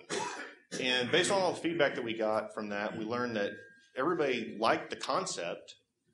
They liked the fact that the quality is, at least Kempton says the quality is good, and the price is 40, 50% less than what we can get here in the States. But none of us like the idea of going to Bangladesh. Nor did I. So that was kind of the negative. Well, I like all this, but I don't know if I'm going to. It's good for her, but not for me. So after that, it was after the meeting. It was between when this meeting shut down and the cocktail hour started. One of the folks that was here came up to me and said, my boss, he's kind of kooky like you. He's talking this stuff. And there's somebody that you need to talk to, a physician that also believes in this. And it's Dr. Smith. I'm like, I don't know who Dr. Smith is. Maybe I should know. He said, well, he runs Oklahoma Surgery Center in Oklahoma City. I'm familiar with Oklahoma Surgery Center. They're in my PPO. I know that we utilize their services. I was like, they're not really overly remarkable. I think they do a great job, but there's nothing. They're not really bad. They're not really good. They're not really expensive. They're not really cheap, because I was always accessing them through. We were accessing them through our negotiated deals with the PPOs. But I went ahead and made an appointment to meet with Dr. Smith, and we sat down and started talking, and he kind of put me through my paces to figure out what in the heck I was doing in his office, what I wanted and everything else. He said, are you an insurance guy? I'm like, well, not really insurance. I work for a third-party administrator. So do you work at Blue Cross? Like, no, I'm just a family-owned, independent third-party administrator. And my customers are bankers, they are municipalities, they are manufacturers around the state. And so he warmed up and he started talking to me. Well, I've got this special deal. I've got, the deal you see is through the PPOs, but I've got a special deal for cash-paying customers. And that was bizarre. I've never heard of a provider, a facility, a surgical facility that has cash pricing. So, well, here, take a look at my website. He showed me his website, and some of the pricing for some of these procedures were stunning. They were incredible. And I always thought, well, there's got to be a catch. The more we talked, there was no catch. But the only catch, if you can think of it as a catch, was that, well, this is not available to insurance. If you have insurance, you don't get these prices. These are for cash-paying customers. So we talked a little bit further and said, well, my employers fund 100% of these claims. So even though they have a benefit plan, they are essentially cash-paying customers. The employee pays a portion of the cash, and the employer pays a portion of the cash. And so we kind of hammered out an arrangement that if we promise to be good citizens and pay like a cash customer, fast, very few questions asked, that we would have access to their cash pricing. That is kind of when the Advantage Premier Provider program was started. It was in November of last year. Since November of last year, we've had over 50 of our bankers have utilized the services of one of these premier providers. And that premier provider term, we just made that up. I couldn't call it a network. I couldn't call it a preferred provider because that name's already been taken. So we called it a premier provider. Dr. Smith has actually coined the term domestic medical tourism. Next slide. One of the really awesome things, though, this is where it really gets cool, is obviously Dr. Smith, we're late to his party. He's been doing this since 1996.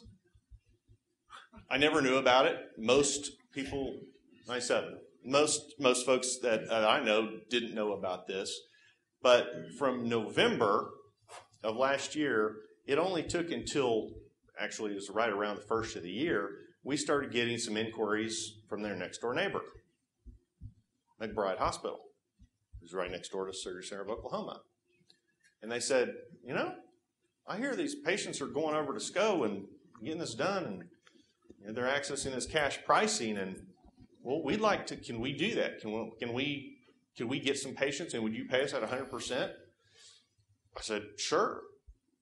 And they said, well, what does the pricing need to look like? And I said, well, you tell me. I mean, if we're hanging a shingle out, you tell me what the pricing is going to be.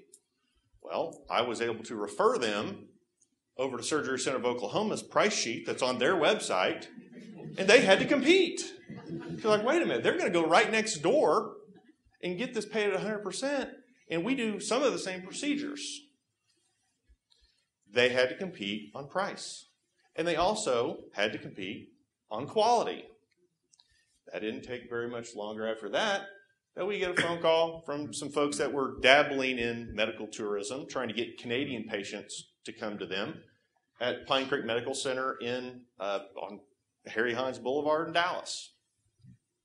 Same thing. They wanted to be able to compete on price and quality. After that, Dr. Smith actually referred me over to another kooky friend of his, and I mean kooky in the best possible way,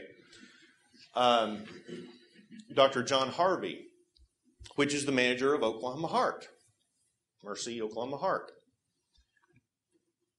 He wants to start doing this. We've got I was going to say we have an agreement with these providers. We don't really have an agreement. I mean, a PPO agreement is 100 pages. The agreements that we have are, 1 page, 3 pages, including the pricing is the second and third page. And it's the same pricing that they allow to Joe walking down the street, as long as they can pay it at 100%. This is kind of the beginning, and Dr. Smith gets a chance to talk with a lot of people around the country. He's very popular these days. I can send you a string of videos where he sat down with Congressman Langford, Senator Coburn, the folks over at Reason Magazine. I could just go on and on and on. He's been on Channel 5, 3 times now here in the last few months, and all he's doing is exactly what we all do every single day when we go and buy a Starbucks coffee. We choose Starbucks coffee because it's good coffee, and we feel like we get adequate value for the money that they're charging. That is the beginning of this in healthcare. And it's kind of bizarre that it's starting to happen right here in Oklahoma. So what does this mean to us? Okay, yeah, cash pricing, great. Transparent pricing, it's posted on the internet. So what? This is just an example. Like I said, we have over 50 of these now, but these are some actual examples. Let's look at that the middle column there. Those are actual amounts that are what we generally see for those procedures that are billed by just the average bill at hospitals and other surgery centers around the state. Hernia repair. We get a lot better deal than the lady on the video, but about $19,000 for a hernia repair. The PPOs come riding to the rescue, and they get us a discount down to $14,900, which your plan, your money, you're paying 80% of that, and your employees are paying 20% of that until they max out on their out-of-pocket, and then the plan pays it all.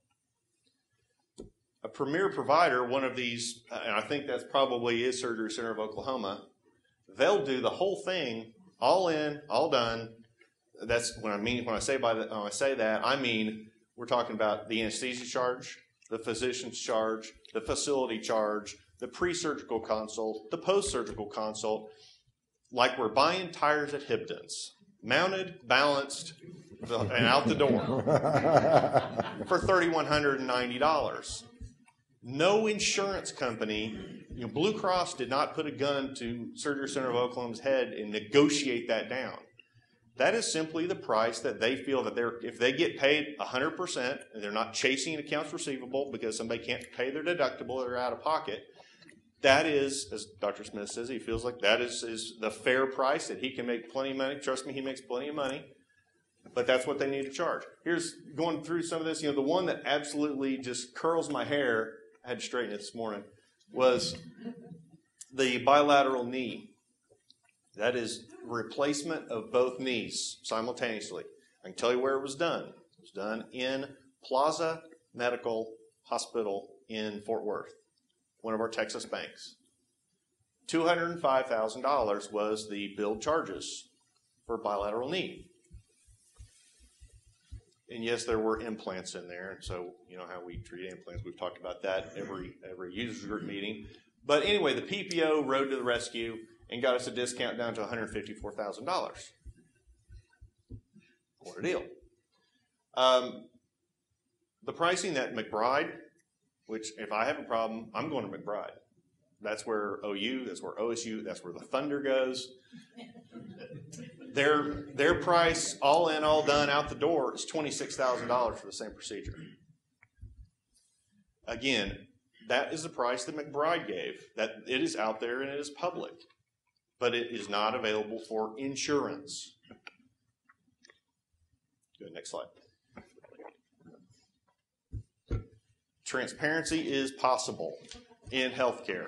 It's not. I mean, Paul kept using the example of getting your back fixed or your hip replaced or your knee or whatever, but this is spreading. It's spreading quickly. Dr. Smith and I and a couple of people that were on that video have been asked to speak at the Society of Professional Benefits Administrators annual convention in Vegas next month. There's over 500 third-party administrators will be there in attendance to learn about transparency and how to kind of kindle the fire of medical cost transparency and competitiveness based on quality and price. Those 500 TPAs, they represent well over 1 million lives. So this is catching on. But one of the things that I wanted to do is I wanted to bring Dr. Smith here to talk to you all just briefly, and I know we're just killing it here on time, and I really apologize. But I wanted Dr. Smith to be able to talk a little bit of why is this? I mean, this is so strange. This is so foreign to all of us.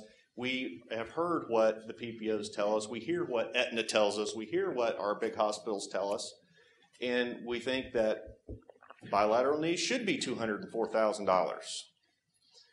So when I started hearing about this, I kept thinking, what's the catch? There's something here. I'm missing something. But as Dr. Smith and others have kind of helped me open my eyes, is all you need to do is drive into any American city, and there's going to be, look for the sky cranes. They're either going to be an energy company, government, or hospitals. That's where all the expansion and all the building is coming from right now, and there's a reason for it. Keith, thank you. Thank you. Thank you all for having me. I'll stand here so I don't have my back to anyone. Until I met Jay, my favorite patients to take care of were the uninsured. And I'll take a little umbrage with you, Maria. Having insurance doesn't mean coverage doesn't mean care. There are a lot of people that have insurance whose insurance companies will not pay for one reason or another. They get denied. And my favorite patients to take care of until very recently, really, and still are pretty much near the top, are the uninsured. Because I make these kind of deals with them. And it's, here's who we are, here's the surgeon, here's the price, no bait and switch, no surprises. And when we met Jay, we just decided to extend this same pricing to the Kempton Group. And I think the only thing, I hate dealing with insurance companies almost as much as Jay likes being referred to as an insurance company. So, we opened our surgery center in May of 1997 and did it in a way. We were very different in two ways. We took no federal money, still haven't taken a dime of federal money. Part of that, so we're in no danger of ever being bailed out. But by not taking federal money, we were able to operate as a business, like you guys operate your business. I'm an unapologetic property rights, free market, libertarian fundamentalist, and I'm unapologetic about it. And I don't know why medicine and healthcare should be spared the discipline of the free market and price calculation and economic calculation that every other business has to endure. So it took me a long time to come up with this, but I basically came to the conclusion that we bill for our time. I'm an anesthesiologist, and I bill for my time. So I happen to know how long most of these procedures take. And surgeons bill for their time. And I happen to know about how long it takes every one of these surgeons to do these procedures, and with very little error on the side. So I asked the surgeon, how much do you want? And since I run the surgery center, I happen to know exactly how much they spend doing these procedures. So I had all the things that I needed, and so we came up with this price list, and it has caused quite a stir, not just here but nationally. You can imagine how angry the people are right here in Oklahoma City who supposedly are not making a profit and charging 10 times what we are in many cases. One of the reasons our prices are really low is that we don't mark up implants at all. We just lateral that at the invoice price. So I think when Jay and I first met, I made that statement, but we don't actually. Yeah, I mean, we don't mark up the implants, but we don't have the implants in our inventory. No one does. There's a rep who has them in his trunk, and he brings them into the facility and puts scrubs on and opens the implant up on the back table. And I just don't see how I've added any value at that point to mark it up by 10 times. So we don't mark them up at all. I mean, I don't need to make any money on implants. The hospitals do. But I guess my message is healthcare doesn't cost that much. I made that statement in a video in Washington day before yesterday, and it just floored the interviewer. But healthcare doesn't cost that much. But what the hospitals charge for it is a totally different matter altogether. And it's not rational. It's not justified. One of the keys, I think, in this transparency movement is to understand too that these physicians that are offering these prices, and it's doctors that are doing this. I mean, trust me, the hospitals are not in this game.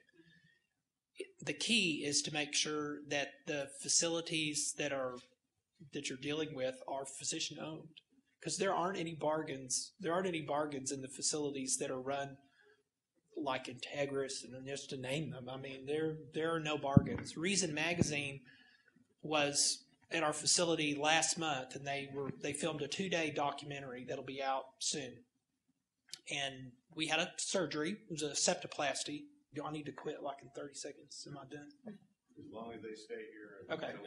I won't speak much longer. I'll let questions if you have them. Okay.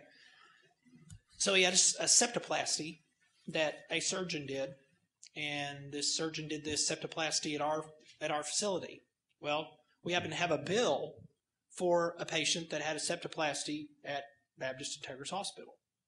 And we had an itemized bill from Integris, same surgeon, same month, same procedure. And we had the itemized bill for Surgery Center, and that's going to be part of this Reason documentary. But one of the things he found very interesting was a drug, a steroid called Decadron, dexamethasone, for which we charge a whopping $1.20. That includes our 15% markup, because we actually do have that in inventory and stock it. Baptists charge $132 for it. A drug called fentanyl citrate, which is a very powerful painkiller, for which we charge a whopping $7.12. They charge $732 for it. And we just went item by item by item. The entire supply cost for the septoplasty at our facility was $232. It was $11,400 at Integris. I could go on. It's insanity. And there are games. There are all these, claims repricing games they're a very sick sort of part of the system. And this lets me sleep pretty well at night. I think these prices are fair. I dare someone to match them. But we encourage them to try. Because I'll respond. And we will respond by offering even something else, or we will drop our prices. At this point, I'm dealing with some other people that are going to perhaps allow me to include the diagnostics also, the MRIs and the lab in our prices. So I'm working hard on that now. And that's proved to be difficult, but I'm confident that we'll have it done. Probably not by, well, we may have it done by the end of the year. So if you have needed ACL, is that up there? Yeah, anterior cruciate ligament repair, $6,900. It's probably going to go up. It's probably going to go up $450, and then that's going to be all in. That's going to be the MRI. That's going to be everything. Wow. You mean MRIs don't cost $2,000? No. And I'll stop there. You guys have any questions? Is that what you want me to do? You want me to answer questions? Is that not shocking? No, it's not. It's just, Medicare is not even including what you're talking about, what they're charging for Medicare for hospital. A health staffer in Washington, D.C. told me last month that Medicare pays twice to local hospitals what we have listed on our website. So out of one side of their mouth, Medicare's going broke, but surgical care for half what they're paying is available across town. It's insanity. Hospitals are saying they're going broke.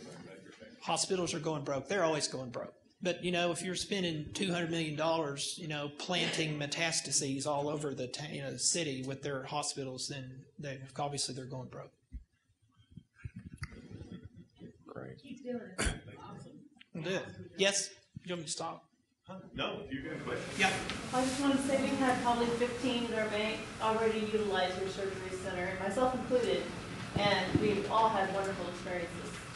We have thank you. We have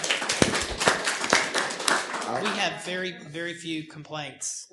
Some people are just loony and you can't please them, but we have very, very, very few complaints. I don't believe we've had one from a patient that's come through. Yes. We haven't had anybody at our bank take advantage of it, so I haven't gotten a chance to look over the list. Let's say I have someone that needs something that is not on your list. Am I out of luck, or can I talk to you guys about it? Well, and actually the list is more extensive than what you're seeing here. There's a list that Gayleen and Jay and I have come up with that's much more extensive. It's very unlikely that you would come up with something that's not on the list. We have a list of not just, we have a more exhaustive list for Surgery Center of Oklahoma, but then all the other premier providers is listed at advancedhealthpoint.com. Okay. And then even if something blows up in the surgery, we stand by the price because we made the mistake in the diagnosis. That's a bait and switch to say, well, we got in there and your ACL's torn. No, if we don't know your ACL's torn before we go in there, then we're not doing our job. So we stand by the price. If we get in there and the meniscus is torn and we've missed that, that's in. We're all in. We said we'd do it for that price. That's what you guys do. You all make mistakes and you eat it. So cool. How silly for physicians and medical facilities to have some guarantee that they're going to make money every time. I'll say Dr. Smith I've got to know him pretty good recently because I've had 6 employees go to surgery center this year. Of those 6, 5 were accepted by your organization. The other ones was a little bit more complex. It was more than they were going to have to spend some time in the hospital. I spent some time putting numbers together. 5 people in, all of them tickled to death. I'm one of them, by the way. I had a little simple clean out the gravel in the knee program. All of us tickled to death quality-wise, but the best thing was my employees had got $30,000 in their pocket left that they would have spent going the other way. For 5 employees, $30,000 in their pocket in 1 year. The health plan trust account itself has more than $60,000 left in it from savings because of Dr. Smith's surgical center. Think about that if you multiply it by 3,000 lives. I got 50 employees. I promise we all don't have surgery every year, but, it's amazing. We appreciate your confidence in us, and the reason this happened is Jay had confidence in us. So he threw down and he gambled, and after our talk, he marched ahead, and I do not like contracts. Contracts are for people who don't trust each other. And we just shook hands, and that's how this happened. So we agreed not to hurt each other, and it's worked out real well. That's right.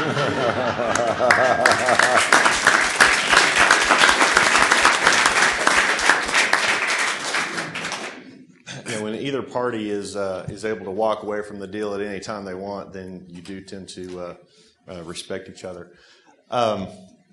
Again, we're talking about I wanted to not say as much as we love Keith and his facility and all the procedures that they do. Obviously, orthopedics and some of the other surgeries that they do represent a portion of the overall spend of Advantage.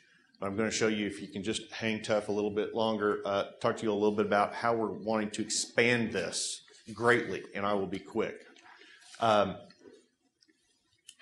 do we build and enhance and encourage owners?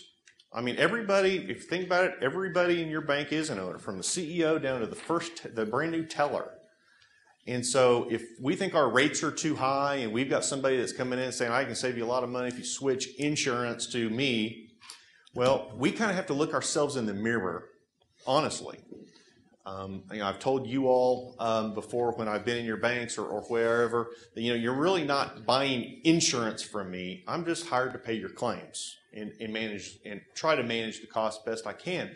But if we look at ourselves in the mirror and say, well, the rates are too high, it's simple. Like Paul said, it's because we've paid out more money in claims than we brought in.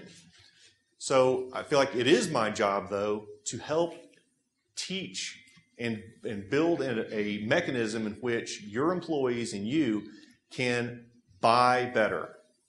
Everybody knows about Lock Supply? Lock Supply, the plumbing people, they have the trucks run all over rural Oklahoma and all over everywhere, right? What's the tagline on the side of the trucks? I don't know if you've ever paid attention. I've got a buddy that's in the plumbing business, so I remember this. On the back of a Lock Supply truck, it says, "Make money the easy way, buy right." And that's what we're talking about here. And it's something that we've never done in healthcare. We are in the process right now, though, of partnering with a company called Healthcare Blue Book. They're not a PPO. They're not an insurance company. They are a consumer website. And what they do is they are doing their darndest to discover and then benchmark pricing and quality from medical providers all over the country. They do it by talking to friendly insurance payers, TPAs. Most insurance companies won't talk to them. Most hospitals definitely won't talk to them because they don't want you to know what the price is or the quality is. They don't want to compete on that. But in spite of all that, they're doing everything they can by utilizing, they're getting their quality data from Leapfrog, CMS, and Health Grades. They're also including patient reviews are provided by Angie's List. They've actually partnered with Angie's List. These guys have got a lot of write-ups in USA Today and the Wall Street Journal and everything else. But how it works is we provide them a claims dump of all of the claims that we've paid over the last couple of years. And what they're keying off of, at least right now, this is kind of a multi-step process to us to introduce consumerism into your health plan. They are looking at the PPO allowable price. So in other words, when we said, we had a $204,000 knee surgery, but the PPO marked it down to $154,000, and then, the plan and the employee split the cost on the $154,000, they're looking at that $154,000 because that's what the PPO negotiated price was. They're looking at that for our data, all the claims, and then they are putting it out on a website that once we are customers, and we're looking for a January 1 effective date for this. Go to the next slide there. If you all have noticed, we've talked about this go for green strategy, right? We've talked about it in our rates. Instead of we're trying to get away from the buckets, the bucket. We came up with buckets because we were not creative or something, but risk category is what we like to call it better. But we tried to index that to green. Green is better, red is bad. You want to be as green a bank as you can. But we're carrying that forward to this healthcare blue book, where your employees will be able to go for green. Green providers are more value oriented, higher quality, lower cost. This, I actually just got this Friday. They're still in the process of crunching all of our data. This is the Advantage Health Plan's network pricing variability for colonoscopies. This is real. We, as bankers, we pay for colonoscopies $8,000 to $500. And that's the network deal. That's not billed charges. That's what the network negotiated for colonoscopies. Can you believe that? I mean, the closer to the 550 is what the folks at Digestive Disease, your buddies at Digestive Disease, say that's about, you make plenty of money at $550 all day long. But you can see what we've been paying with our PPO friends helping us. Obviously, we don't have very many providers in network that are charging only $550. But what we want to be able to do, at least for the coming year, is provide a tool for your employees, and we're also going to try to build incentives around being able to lower their out-of-pocket if they choose greener providers. Using a carrot, no stick approach. They have an iPhone app for this. There's an app for that. There's an app. There's also web-based. We want to be able to encourage our employees, once this is up and running, if they're getting ready to have an elective procedure, if they're in an ambulance going somewhere, we don't need them to call or anything like that. But if they get an elective procedure, we would love for them to call us, and we will, or they can do it on their own, but they can call us. We'll walk them through the Healthcare Blue Book site and try to locate providers within their network, hopefully within their area, that they charge less. Now this is, again, this has the built-in distortion field that is the PPO. We're not getting around that at this point in time. We are in the future. But at least right now we're kind of playing free market capitalism in a fishbowl because we're still in the PPO. Next slide. Sleep study, same thing. It's going from about $8,500 down to about $600. This is pricing variability there. Again, this is all in network, but that's the pricing variability. Another misnomer that there is in healthcare, if you all have a question about this, you can talk to Dr. Smith, but based on our research, and we've read this in lots of different journals, and it is actually part of this transparency movement, is that there's an inverse correlation between price and quality. You would normally think it works like buying a car, right? The highest priced cars are the best cars. Not so in healthcare. Don't ask me why or how that works that way, but there was another study that said if Mayo Clinic provided all the health care for every single person in the United States, this country would save tens of billions of dollars on our health care if we all use Mayo, if we could all use Mayo, if they have that capacity. Why? Because they are a low-cost, high-quality provider. I think of Mayo as the best, right? It should be the most expensive. It's not. Okay, this is an example also of the Healthcare Blue Book website. This would be, and they're not to a point where they can do a live demo with live data for us, and we may be doing that on a webinar. But this would be an example of somebody was searching for an arthroscopic knee surgery. This would be with our data within our PPO network. For the physician services, that a fair price for a knee arthroscopy, and just don't cringe too badly. But it's not you, right? $1,800 is what, in this example, they view as a fair price for the physician services. The ambulatory surgery center about $4,300. The anesthesia for $400. For the fair price for an ambulatory surgery center, arthroscopic knee surgery is $6,500. If we use one of our premier providers, I think where you all are at, what, for knee scope? $3,740. So I've already talked to the Healthcare Blue Book people and said, if I get a great arrangement with a provider for cash, can you plug their pricing into these search results? They said, oh yes, most definitely. So we're covered with the premier providers, being able to plug them in as we go. Next slide. Also, the title of the site is Incentives Drive Engagement. Again, we would have to get creative with the actuary to figure out, what makes the most sense to either a deductible credit, some sort of an out-of-pocket credit for employees to be rewarded for utilizing the greener providers. Obviously, it's going to have to be something that where the plan, we're doing this to save dollars and make that premium less. So it'll have to be something that still allows the plan to offset the premium. But we want to drive as much engagement as possible. We want the premier providers, nothing talks like free.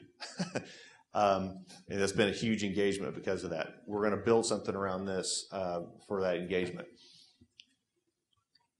This is a little bit of the quality information that you would have for, let's say you said, well, I'm looking at green providers for my surgery. This is a list of providers for a colonoscopy, and then you have a link to their quality information that's either going to come from, say, health grades, or you could also read patient testimonials from Angie's List. That was supposed to take an hour, and I think I got it done faster than that. If Lynn and AB, I'm going to have them talk. These two bankers, Lynn is a current trustee, AB is a past trustee. I wanted them to say five minutes worth of, it can be done, learn by example. They have done an exceptional job in communicating ownership mentality. AB has. I've had a lot of bankers that have heard about our presentation. How do I communicate this to my employees? I don't know what to say. I don't know how to get them to understand this is not insurance. Lynn Kinder, I don't know how this guy's done it, but he hasn't gotten a rate increase over 4% in how many years? It's been 4 years. 4 years. But this guy also runs marathons, and he's been pounding his employees into wellness submission long before we had Go for Green or buckets or wellness or anything else. But I want Lynn to talk also just real briefly that he's been able to do it, and the rating system built into Advantage recognizes that. This actually started as a personal endeavor. About 15 years ago, I turned 40, and I realized at that point in my life, if I didn't get my weight under control and start exercising more, I was going to end up with a lot of health issues in my own life. And I realized after just a few years of doing that, the benefits, other than losing the weight, I had a lot of benefits such as less days being sick. It relieved stress. I was more productive at the office. And really in those 15 years, I've missed 2 days of work, and that was because of a lower back issue. I've had no sick leave days in 15 years, and I attribute a lot of it to my exercise and nutrition program. So after about 10 years of that, I got to thinking, I ought to start implementing this with my employees. It'll make them more productive. We'll see less sick days. They'll just feel better about themselves, and try to get them to buy into this lifestyle change.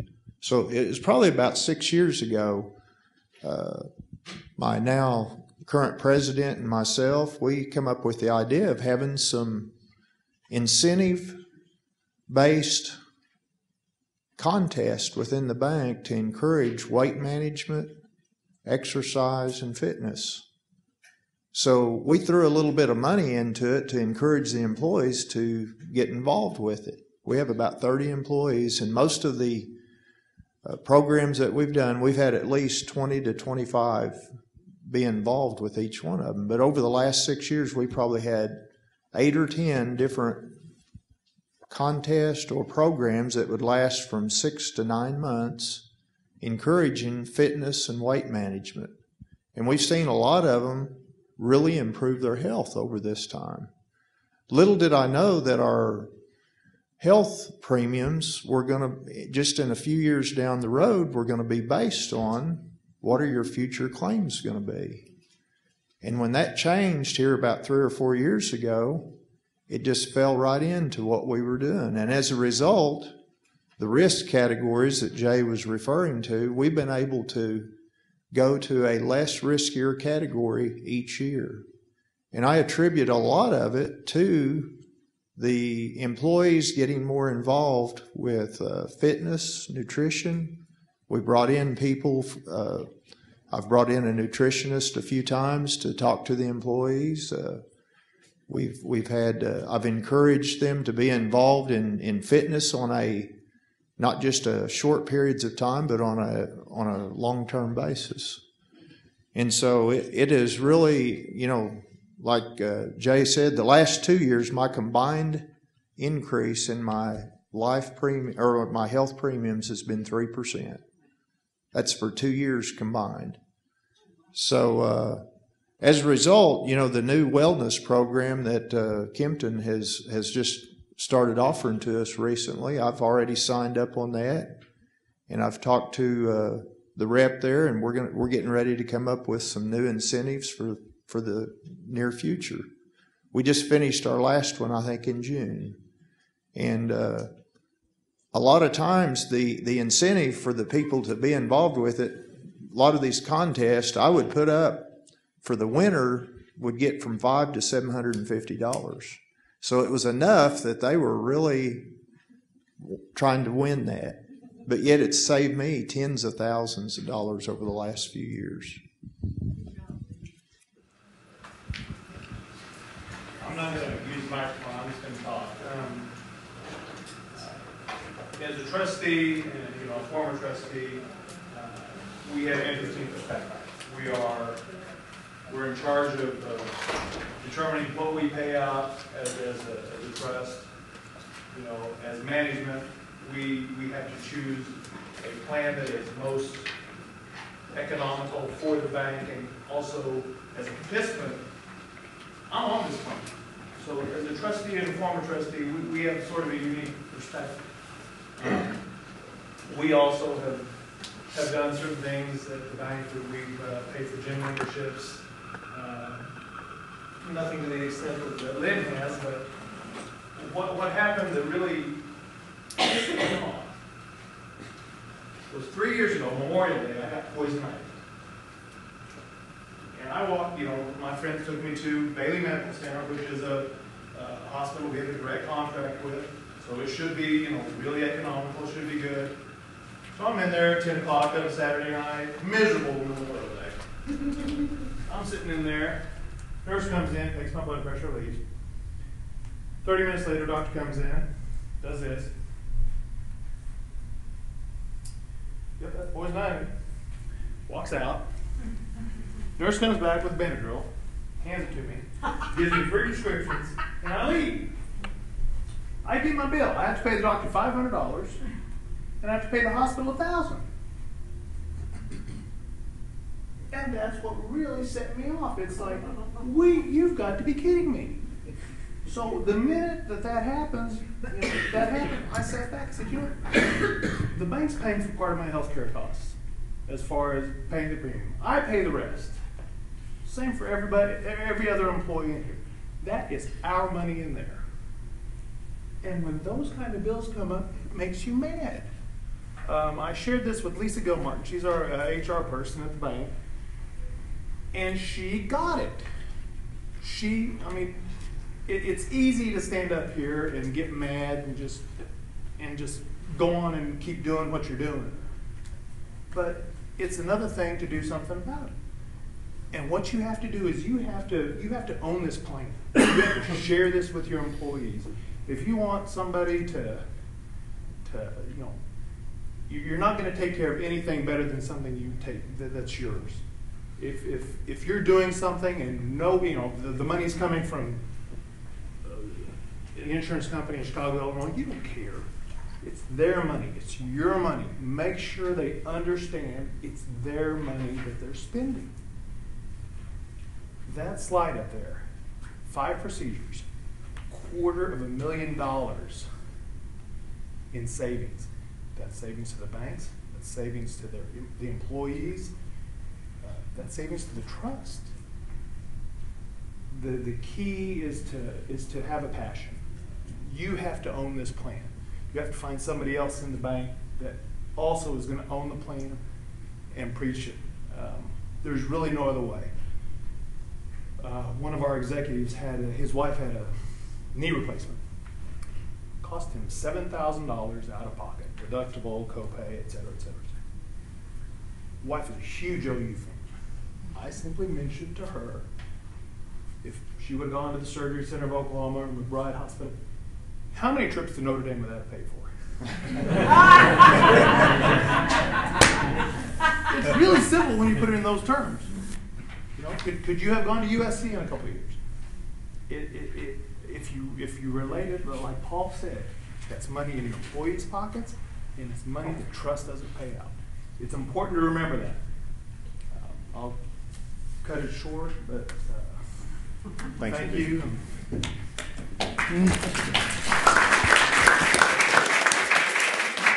Last slide, I promise. But first of all, Dr. Keith, he's like a rock star to me. That guy gets it. He started so far in front of us. It's really interesting. Bottom line, talk to our employees about being owners of our plan. That's the key piece. Help them understand self-funding. Go for the green. Premier providers, healthcare blue book, lab card one call. Continued use of those products is very helpful. And I'll tell you, the wellness program, quite frankly, I poo-pooed it when I first saw it. I'm kind of embarrassed now that I've heard what it's done for other people. It is worth looking at. We'll come out and help you every way we can. Ownership of the plan, discovering value, we need that from the plan itself. Help us convey that to our employees. We got to own it. Thank you all very, very much for coming.